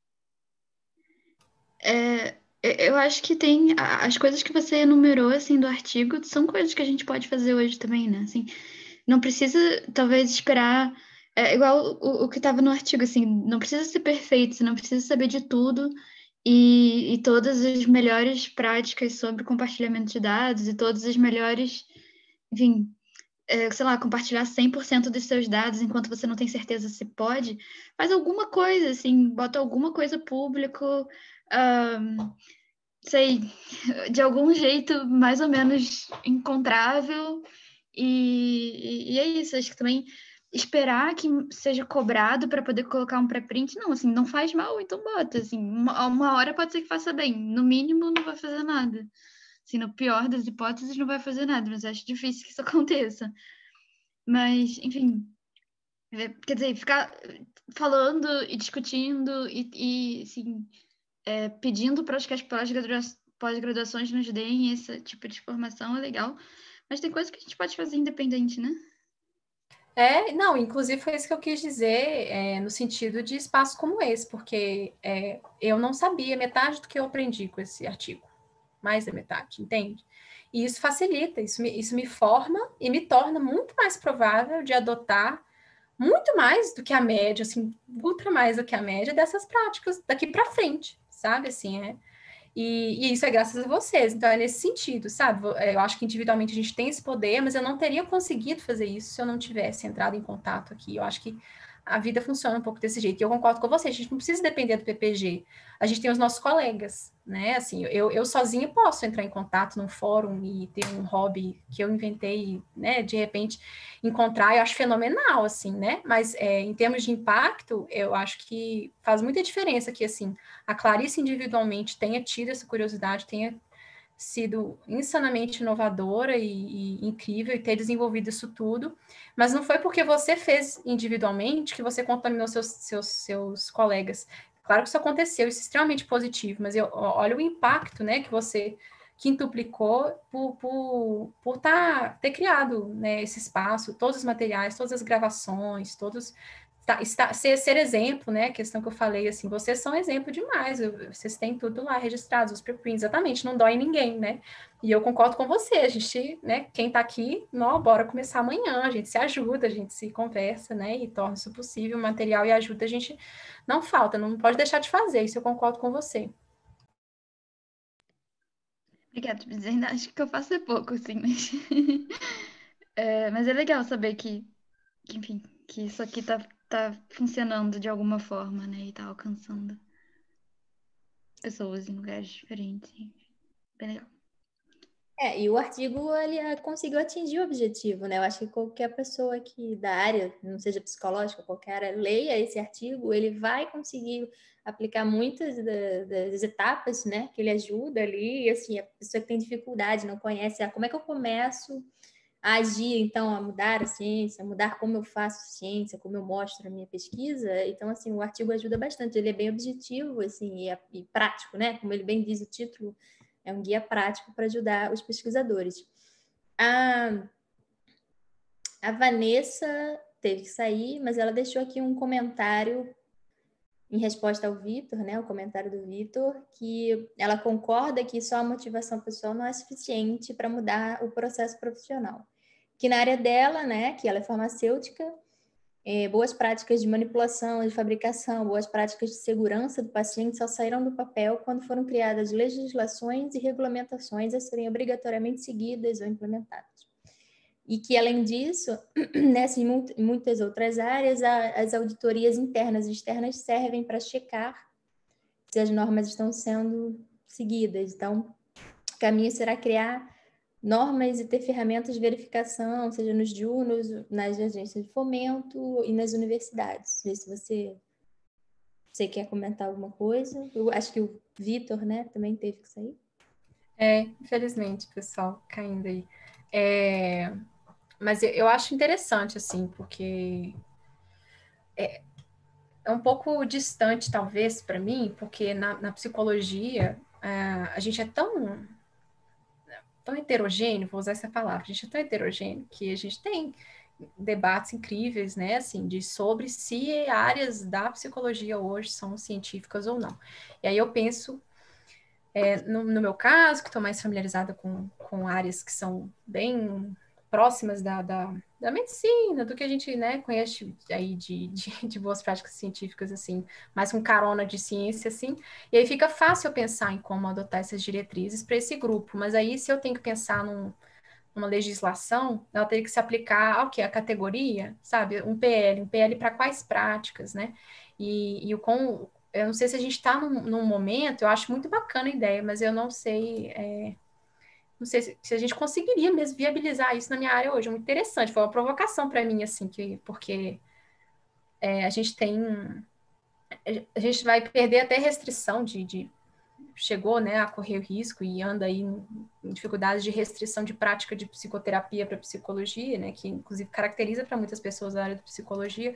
E aí eu fico pensando como é que a gente vai, né, quais práticas, como que a gente vai adotar isso? E se for em pesquisa, a gente deveria realmente, né, colocar isso no campo.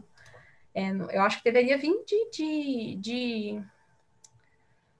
não vou nem falar não, mas assim, muito provocativo, assim. O Vitor mencionou um PL, né? E eu não sei, eu não consigo pensar, né, em algo que viabilizaria hoje, resolveria hoje um problema dessa proporção que a gente está colocando, né? Do tipo assim, compartilhem os dados, né? Como é que eu não sei, assim, talvez uma fiscalização de como que a gente armazena, né? A gente tem regras aí de tipo, não pode jogar certos registros por 5 ou 25 anos, né?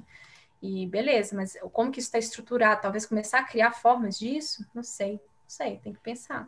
Me lembrei agora que a gente tem uma lei geral de proteção de dados, né? Tem algumas regras básicas que se aplicam, inclusive, para dados de pesquisa para proteger essas questões de confidencialidade e anonimização de participantes, enfim, E que, voluntários. inclusive, eu não acho que são lá muito fiscalizadas. A gente não existe uma estrutura para isso, né? A gente tem tantas leis hoje que não estão sendo devidamente O fiscalizadas, próprio né? governo perde um monte de dados nossos por aí, né? Assim, então, Pois é. existe uma É muito lei que avançado. alguns órgãos conseguem seguir.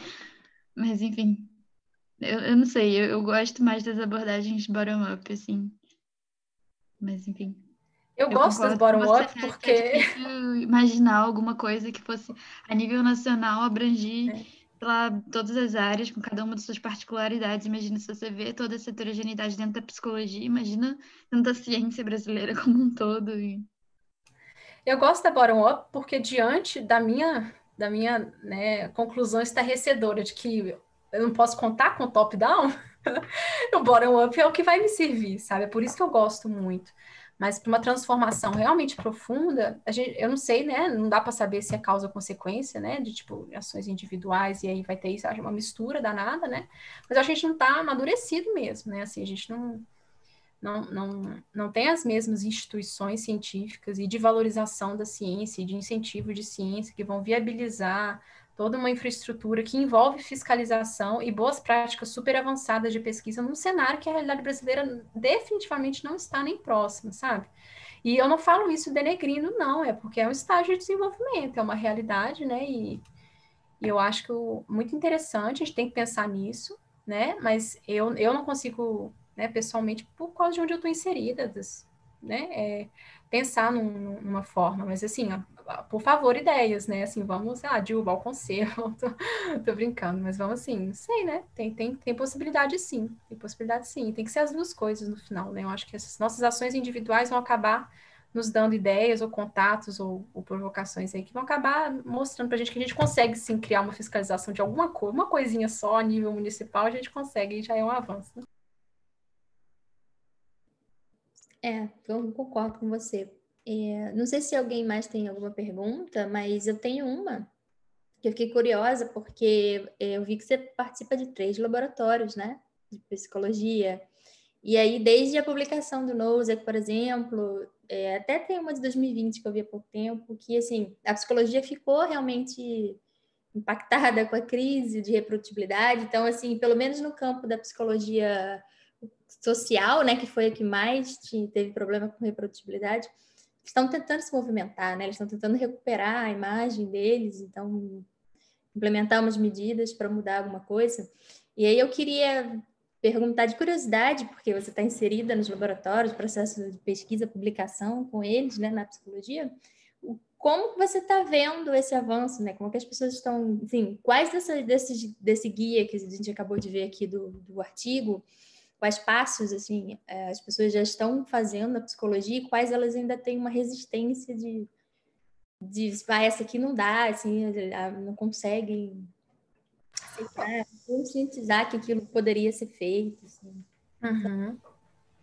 Super curiosa essa sua pergunta, porque na verdade eu fui inserida, assim, talvez as pessoas nem saibam, mas eu fui inserida com essa curiosidade, fui começar a prestar atenção nisso por duas pessoas que estão aqui nesse momento, que é inclusive uma das minhas orientadoras, né, que está aqui, a Marcela, e a Marina mesmo, a gente tem discussões aí sobre integridade científica há muito tempo, ela trouxe discussões que eu nunca tinha tido contato pela primeira vez, e ela está muito por dentro disso, porque na área das diferenças individuais se discute muito, acho que talvez seja o que eu mexo hoje é o que está mais próximo dessa discussão, talvez, ou pelo viés mesmo de ter sido introduzida por ela, né? E eles estão tentando se adaptar sim, né? Assim, eu acho que em termos até de desenvolvimento, assim, psicometria, de análise, de qualidade de análise estatística, assim, avanços muito grandes. E a bem da verdade, até dando um passo atrás, desde que eu entrei na minha graduação, as coisas se transformaram muito, né? No sentido até de, assim, em direção a práticas baseadas em evidências no geral, né? Assim, isso já foi uma mudança que eu notei ao longo da minha graduação, de aumentar o número de oportunidades, de informações sobre isso, de grupos de estudo, de pessoas interessadas especificamente nisso, envolvidas e tal. E eu vejo que mudou um pouco a cara, né, da formação, do nível de exigência e iniciativas de professores mesmo, assim, eu comecei a vir da boca a primeira vez, né, o professor representando aí a Marcela mesmo, foi a primeira pessoa que como professora trouxe isso, sabe? E isso, com certeza, para mim, representa uma mudança, assim, e é o início, né? Porque é uma posição com muito impacto, né? Mas é o que eu falei, eu ainda acho que a gente está um pouco amadurecido, assim. A gente, pelo menos no meu curso, eu noto muita divisão entre psicologia científica e psicologia heterogênea e essa heterogeneidade toda, e o que eu entendo, né, por psicologia científica, com todas aí as minhas limitações, né, e aí dentro desse grupo ainda, você ainda vê poucas pessoas que têm acesso a isso, ao que a gente está discutindo, que tem poucas noções de estatística, então, assim, muito interesse na área, mas ainda poucas pessoas hiper-duper inseridas nessas questões, sabe? E com essa veia científica. E aí, inclusive, quem eu conheço, eu trouxe para cá e estavam aí perguntando e discutindo, mas ainda, para mim, é relativamente raro, assim, sabe?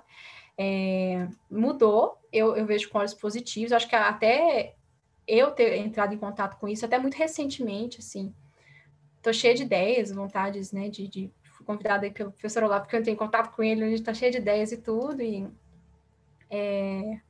acho que vai mudar, sabe? Hoje eu tenho uma rede maior, e eu acho que isso está mudando muito, especialmente na área, por exemplo, só da gente estar falando de baseado em evidências, eu já vejo uma mudança positiva, porque a gente está falando de evidências, envolve qualidade de evidências, né? Então, já muda totalmente, assim, já abre portas para esse tipo de conversa que a gente está tendo hoje. Mas eu não vejo ainda essas práticas bonitinhas de protocolo que a gente está vendo, nossa, praticamente nada, assim, praticamente nada. Então, vai ser um desafio bem grande, assim. Mas a gente conversou, né? De bottom-up em bottom-up, tem pelo menos 3 aqui que daqui para frente vão poder tentar, pelo menos, né? Incentivar isso e fazer nas próprias pesquisas isso, né? E ter um começo. Essa era a minha curiosidade, porque assim, já vão 6 anos, né, daquela publicação, e assim, alguns artigos, poucos ainda, eles já estão mostrando, estão preocupados, querendo mudar, então, e aí esse é um guia bem direto, né, então eu queria saber de quem, por exemplo, está dentro da área, como é que está a mudança, né? Pelo jeito a gente tem muito a caminhar, né, tanto na psicologia. Eu falei, mas é isso. Tem muito ainda. Mas eu diria que assim, a psicologia mudou bastante em setores, né? Eu acho que assim, mas virou um conflito de gerações, assim, e tal. Você tem pessoas muito fortemente vinculadas a esse movimento de reforma metodológica, assim, e tal, e acho que tem todo um universo de gente que subscreve isso, que ainda é meio minoritário, assim, e tal. E aí, sei lá, tem gente que vê essa galera como terroristas metodológicos, e tal. E que é a galera das antigas ali e tal, e que é a maioria ainda tem, talvez, sabe, que ocupa os postos de poder. Eu tô falando fora do Brasil, né? Tô vendo a realidade, primeiro mundo e o mundo como um todo, né? Mas assim, você tem uma nova geração substancial que acho que tem padrões de rigor metodológico diferentes, mas que é mais nova, né? Então, assim, sei lá, talvez seja minoria ainda e talvez não ocupe os postos, sabe? Acho que eu diria que o grosso da psicologia ainda é mais ainda mais outros como as pessoas estão brigando o tempo todo, assim, tal. Tipo assim, é uma área em que enfim, gente aderiu a mudança suficiente para pelo menos gerar conflito, né? A ponto de ter, sei lá, sociedades diferentes. Você tem o CIPS, que é o Society for Improving Psychological Science. Vamos fundar a sociedade da galera que faz essas coisas direito aqui, né? E que são mal vistos por muita gente ali, né? No sentido assim, pô, essa galera tá tentando estragar, sabe? Estragar o trabalho dos outros, sabe? Criticar agressivamente o trabalho dos outros e destruir coisas e blá, blá, e tal. E, pô, tem coisas que obviamente muita gente achou e funcionam e, sabe, não faz sentido que a gente pense que não replica. Mas é uma briga geracional, assim, e tal, e que tem, sabe, acho que são paradigmas de acreditar em evidências sendo substituídos por outros, né, e tal, que é uma coisa que, às vezes, sabe, de novo, paradigmas são quando as pessoas morrem, né? A ciência avança um funeral por vez, então demora um pouquinho, assim, e tal. Eu já vi visões mais otimistas disso, assim, a gente caminhou muito, certamente acho que se caminhou muito. Eu já vi visões mais pessimistas, a gente caminhou muito, a gente tem uma galera onde segue essa minoria e não mudou o mainstream e sabe, eu vi uma coisa interessante da Simone Vasili e tal, que é uma pessoa que eu estou na Austrália e tal, mas, cara, assim, se a gente não conseguir concordar, se a gente tem um campo científico precisa concordar no que a gente considera como evidência, né? Sabe, um experimento nas doenças que não é prejudicado, não sei o que, tal, com monte de covariável, um P de 0,04. É evidência ou não? Tá, isso aqui é picaretagem. Se a gente não consegue concordar no que a gente considera mutuamente como evidência, a gente não consegue ser o mesmo campo, né? Talvez a gente precise, sei lá, quebrar em dois campos, assim, tal, se a gente não conseguir concordar, assim, sabe? Se a psicologia baseada em evidências, a psicologia baseada em sei o quê. Então, assim, você precisa de standards metodológicos comuns, eu acho que ainda não se tem, assim, mas eu tenho a impressão que a tendência é caminhar, né? Em direção a isso, assim, eu diria que os paradigmas devem ser substituídos aos poucos. Dito isso, claro, você gera um monte de outros problemas. Se você vai querer fazer tudo isso aqui pré-registrado com N grande, não sei o que e tal, você tem que fazer menos experimentos que você pode fazer. Construir teoria talvez fique mais difícil. Mas ao mesmo tempo vai ser mais sólido, né? Então, enfim. Mas estou me demorando aqui, então nem sei o que foi discutido aqui, eu já estou dando opinião. Mas eu concordo, assim, eu sou suspeita, mas talvez otimista seja muito forte, mas eu muito motivada e muito esperançosa e vejo pessoas assim como eu, assim, nível de graduação, de pós-graduação, e é isso que vai evoluindo mesmo, igual você falou, né? Um funeral por vez, um dia a gente chega lá, um dia a gente... Eu tava conversando essa semana com o pessoal, até que estava aqui, a Clarice e o Vitor, que a gente um dia vai estar nos lugares que a gente consegue deliberar, né? E não ser só o bottom-up, mas ser o top-down também, que a gente estava conversando aqui, né? De negócio de cima para baixo, e legislar, e criar incentivos, ou desenvolver, né? E fazer coisas de maior impacto. E, de novo, às vezes o paradigma acaba mudando porque as pessoas de fora percebem, né? E se você pegar jornalismo científico ali e tal, pelo menos de boa qualidade ali e tal, praticamente o lugar que cobra reprodutibilidade ali, Vox, Wired, enfim, esses sites dos racionalistas lá, o Less Wrong, 80,000 Hours, as pessoas se deram conta que tem um problema assim e tal, e sabe, todo mundo fortemente se dá conta que tem um lado certo e um lado errado, assim. Então, assim, em algum momento os olhares de fora começam a olhar, tipo assim, pô, olha só, o que vocês estão fazendo aqui e tal, e sabe, o paradigma vigente é escolhido pela percepção de que outras pessoas têm, sabe, se os funders, se as pessoas põem dinheiro na pesquisa, vão dizer, cara, não, isso aqui não está certo, você tem que fazer assim, você escolheu para, sabe, enfim, o NIH, o NIMH, não sei o que, sabe, é um órgão que consegue decidir o paradigma sozinho com bilhões de dólares, né? Então, sabe, se essa gente atenta, pô, não, olha só, tem uma galera fazendo coisas melhores que a outra aqui e tal, e a gente tem que financiar essa galera, morreu. Acabou a discussão, então. E essa galera tá, cara, assim, pô, acabei de receber semana passada, ele tá um e-mail de um órgão do Congresso dos Estados Unidos, ali tá o Government Accountability Office, não sei o que, a gente tá contatando gente que trabalha com reprodutibilidade, isso aqui, porque a gente quer ter conversas com as pessoas para ver como é que a gente pode melhorar, não sei o que. Então, assim, cara, sabe, isso é o Congresso americano se dando conta do problema, né? Então, assim, eles estão dando esforço para chegar em mim, né? Pô, não foi exatamente a primeira pessoa, né? Para chegar em mim deve ter passado umas centenas de pessoas, assim, e tal. Mas, sabe, a gente, sabe, vai ter gente, quem põe a grana vai levar a sério a coisa, assim, em algum momento, acho que a pressão de fora pesa também, né? Como eu falei para Camila, a psicologia, principalmente a social, ela ficou muito impactada, né? Ela ficou muito impactada com a credibilidade que foi colocada em dúvida, né? De todos esses anos de psicologia, por causa da crise. Então, assim, é uma maneira também de eles começarem a se moverem, né?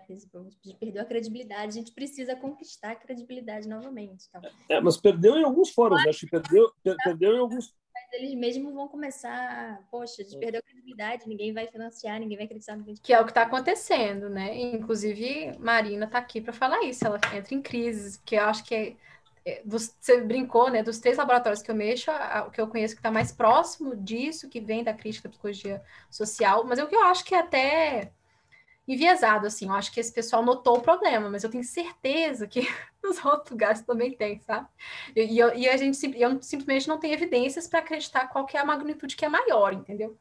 Mas, assim, de toda forma, e é crise existencial, é assim, não, a gente não tem evidência, a gente não pode fazer certas conclusões que a gente fazia, né, que a gente se baseava, e aí tem que reconstruir a área. Mas eu vejo a Marina mesmo super motivada, assim, a gente juntas aí toda semana, então é o mais próximo, né, assim, o perfeccionismo, personalidade, quantos taxas de personalidade existem, isso é universal, essas regras universais sobre o homem, né, da psicologia. Assim, eu lembro que vocês estavam discutindo ego depletion, né? Eu até esqueci qual é a tradução disso. Eu nunca estudei isso, assim, a nível de pesquisa, nunca me aproximei, entendeu? E o mais próximo que eu cheguei é isso, é assim, ó. E é o que a Marina mexe. Inclusive, fiquei curiosa, Marina, se você puder comentar aí do seu testemunho, porque eu sei a primeira pessoa que eu pensei. Ver se ela tá aí.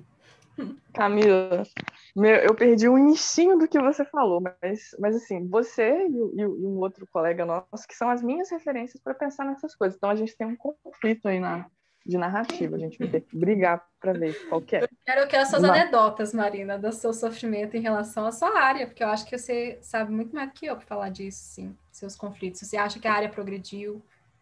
Né? Essa pergunta da Bruna, eu acho que tem muito a ver. Eu acho que a área da psicologia das diferenças individuais, a Marcela sabe falar disso muito mais do que eu, é uma das áreas, e a psicologia da personalidade em especial, uma das áreas que menos sofreu com a crise de replicabilidade na psicologia. Especialmente porque nas últimas décadas, com assim, o modelo dos traços de personalidade, essas coisas e tal, a gente chegou em resultados mais robustos e aí a coisa avançou bastante. Aí talvez o cenário seja diferente para a gente, talvez valha assim, observações diferentes para a área da psicologia das diferenças individuais e para as outras. Sobre a psicologia social que vocês estavam falando, eu fiquei pensando como que a crise de replicabilidade da psicologia social ela nem deve ter chegado, ela nem faz sentido no contexto da América Latina, porque a psicologia social feita aqui é completamente diferente. Exatamente, então é muito distante. É uma coisa. São 2 nomes para 2 coisas que não são nem a mesma coisa, né? Acho que não faz nem sentido você. Exato. E aí é possível que assim, nem vai ser preciso, não vai ser preciso nem desconstruir coisas aqui, porque elas nunca foram nem construídas. Talvez seja uma coisa boa até assim, já dá para pegar, dá para aprender com a crítica e com o erro que a área cometeu fora daqui, e aí quando for construir aqui, a gente já leva isso em consideração, talvez seja. A nossa área não está no olho do furacão, né? A gente está nas bordinhas. A gente não... Isso, a gente está no sou a melhor representante dessa crise, Bruna. Mas isso é um conflito de paradigmas ainda maior, né? Você sabe, você está falando de, assim, pô, sabe, pesquisa, de novo, assim, o que a gente está falando, nem viu o seminário mesmo, assim, imagina que você está falando, tem a ver com, cara, assim, coisas que são fundamentalmente experimentais e quantitativas, envolvem estatística, envolvem análise, não sei o que, etc. Tipo, você sabe, nada disso se aplica à psicologia social como você vai enxergar numa universidade brasileira, né? Então, assim, sabe, é um paradigma mais amplo de, sabe, o que ele constitui conhecimento, como é que você constrói isso, são coisas mais, o que é um dado, sabe, que é uma questão mais complicada de estudo de ciência e de paradigmas mais distintos ainda, sabe, onde o que a gente está falando de reprodutibilidade nem se aplica, porque não, cara, isso aqui nem existe e tal, porque cada observação é uma coisa meio única e, sabe, falar de coisas em geral, enfim, acho que o problema é muito maior ainda, assim, então, muito mais complexo e que talvez, sei lá, a própria discussão sobre reprodutibilidade se aplique menos aí e tal, ao que você vai ver sendo feito no Departamento de Psicologia Social numa federal brasileira, né? Não, quando a Bruna fez a pergunta, eu fiquei me controlando aqui para não dar nomes, assim, porque é muito difícil. Realmente, o buraco é muito mais embaixo, sabe, Bruna? Acho que são contextos muito diferentes. Eu acho que são hiper importante pela questão de integridade científica. A gente pode não cometer os mesmos erros e corrigir os que já existem, né? Mas, assim, a gente não está vivendo... eu não consigo ver, né, um representante dessa área mesmo que você colocou. Assim, eu me enrolei aquela hora, mas a gente tem uma luta até anterior, talvez, que tem a ver com isso que o Olavo está falando, né? Assim, a gente é completamente dividido entre, assim, o que a gente entende por uma evidência científica e a gente não entende por uma evidência científica. Ou se ciência é o melhor jeito de conhecer o mundo. Existem divergências importantes em relação a isso no meu curso, sabe? E muito, assim, não consigo te falar o quão importante é a divergência. Então, outros 500, assim, impressionante.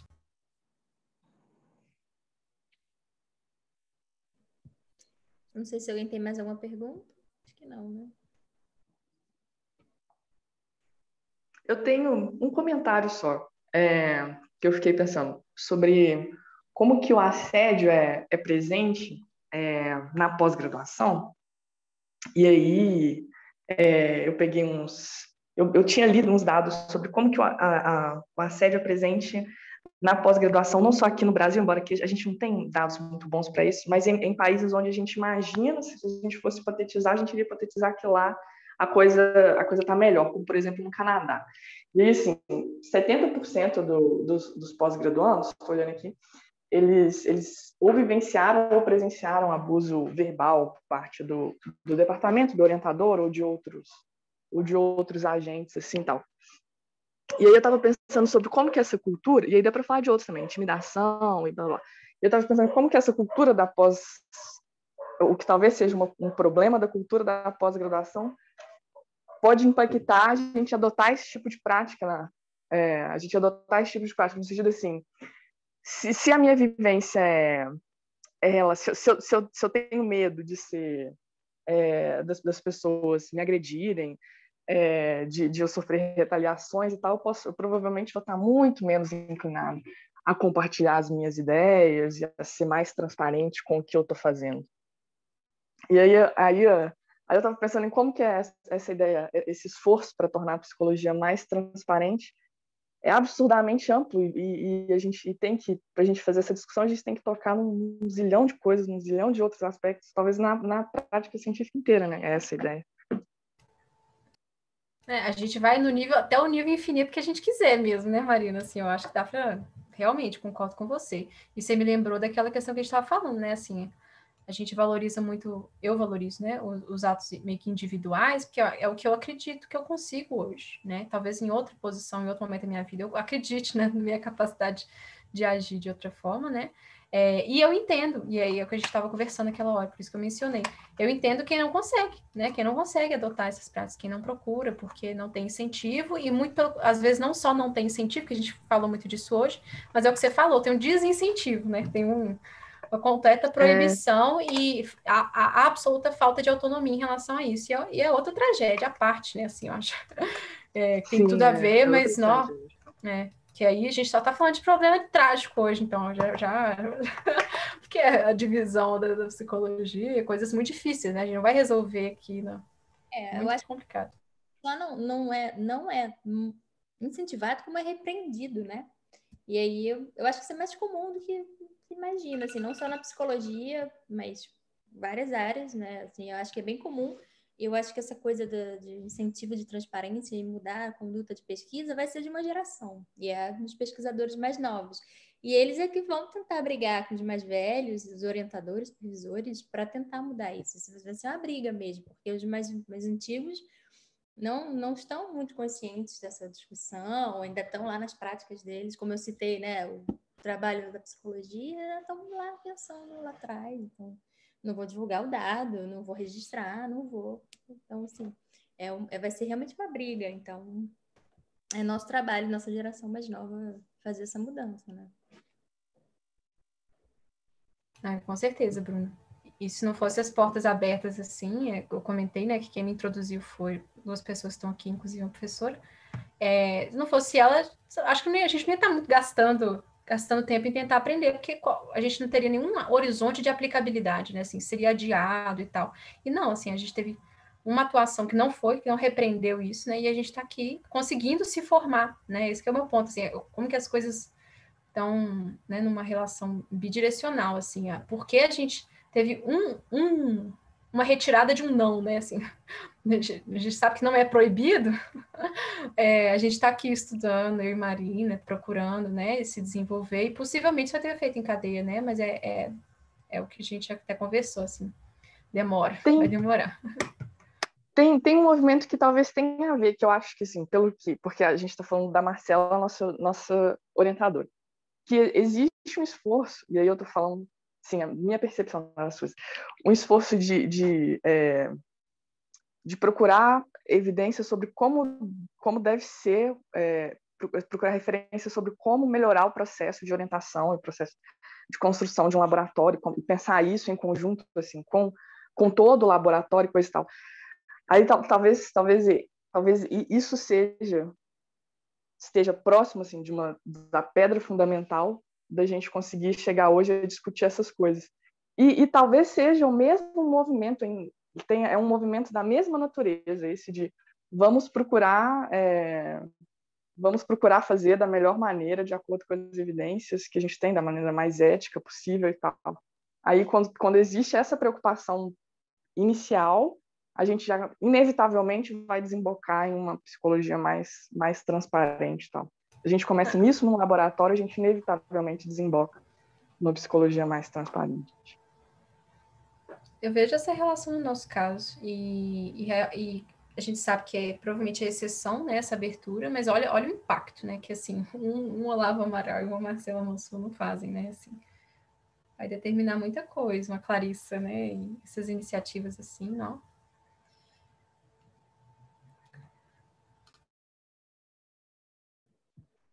Mais alguém? Não. Nós duramos hoje, eu falei muito e a gente ainda discutiu horrores. Bom demais. Que bom, né? Ótimo. Aproveitamento. Obrigada. Não sei se o Olavo quer falar alguma coisa, ele sumiu. Ele tá mais ou menos, só que Mas eu acho que não tem ninguém mais para perguntar, Clarissa. Quando você quiser encerrar, pode.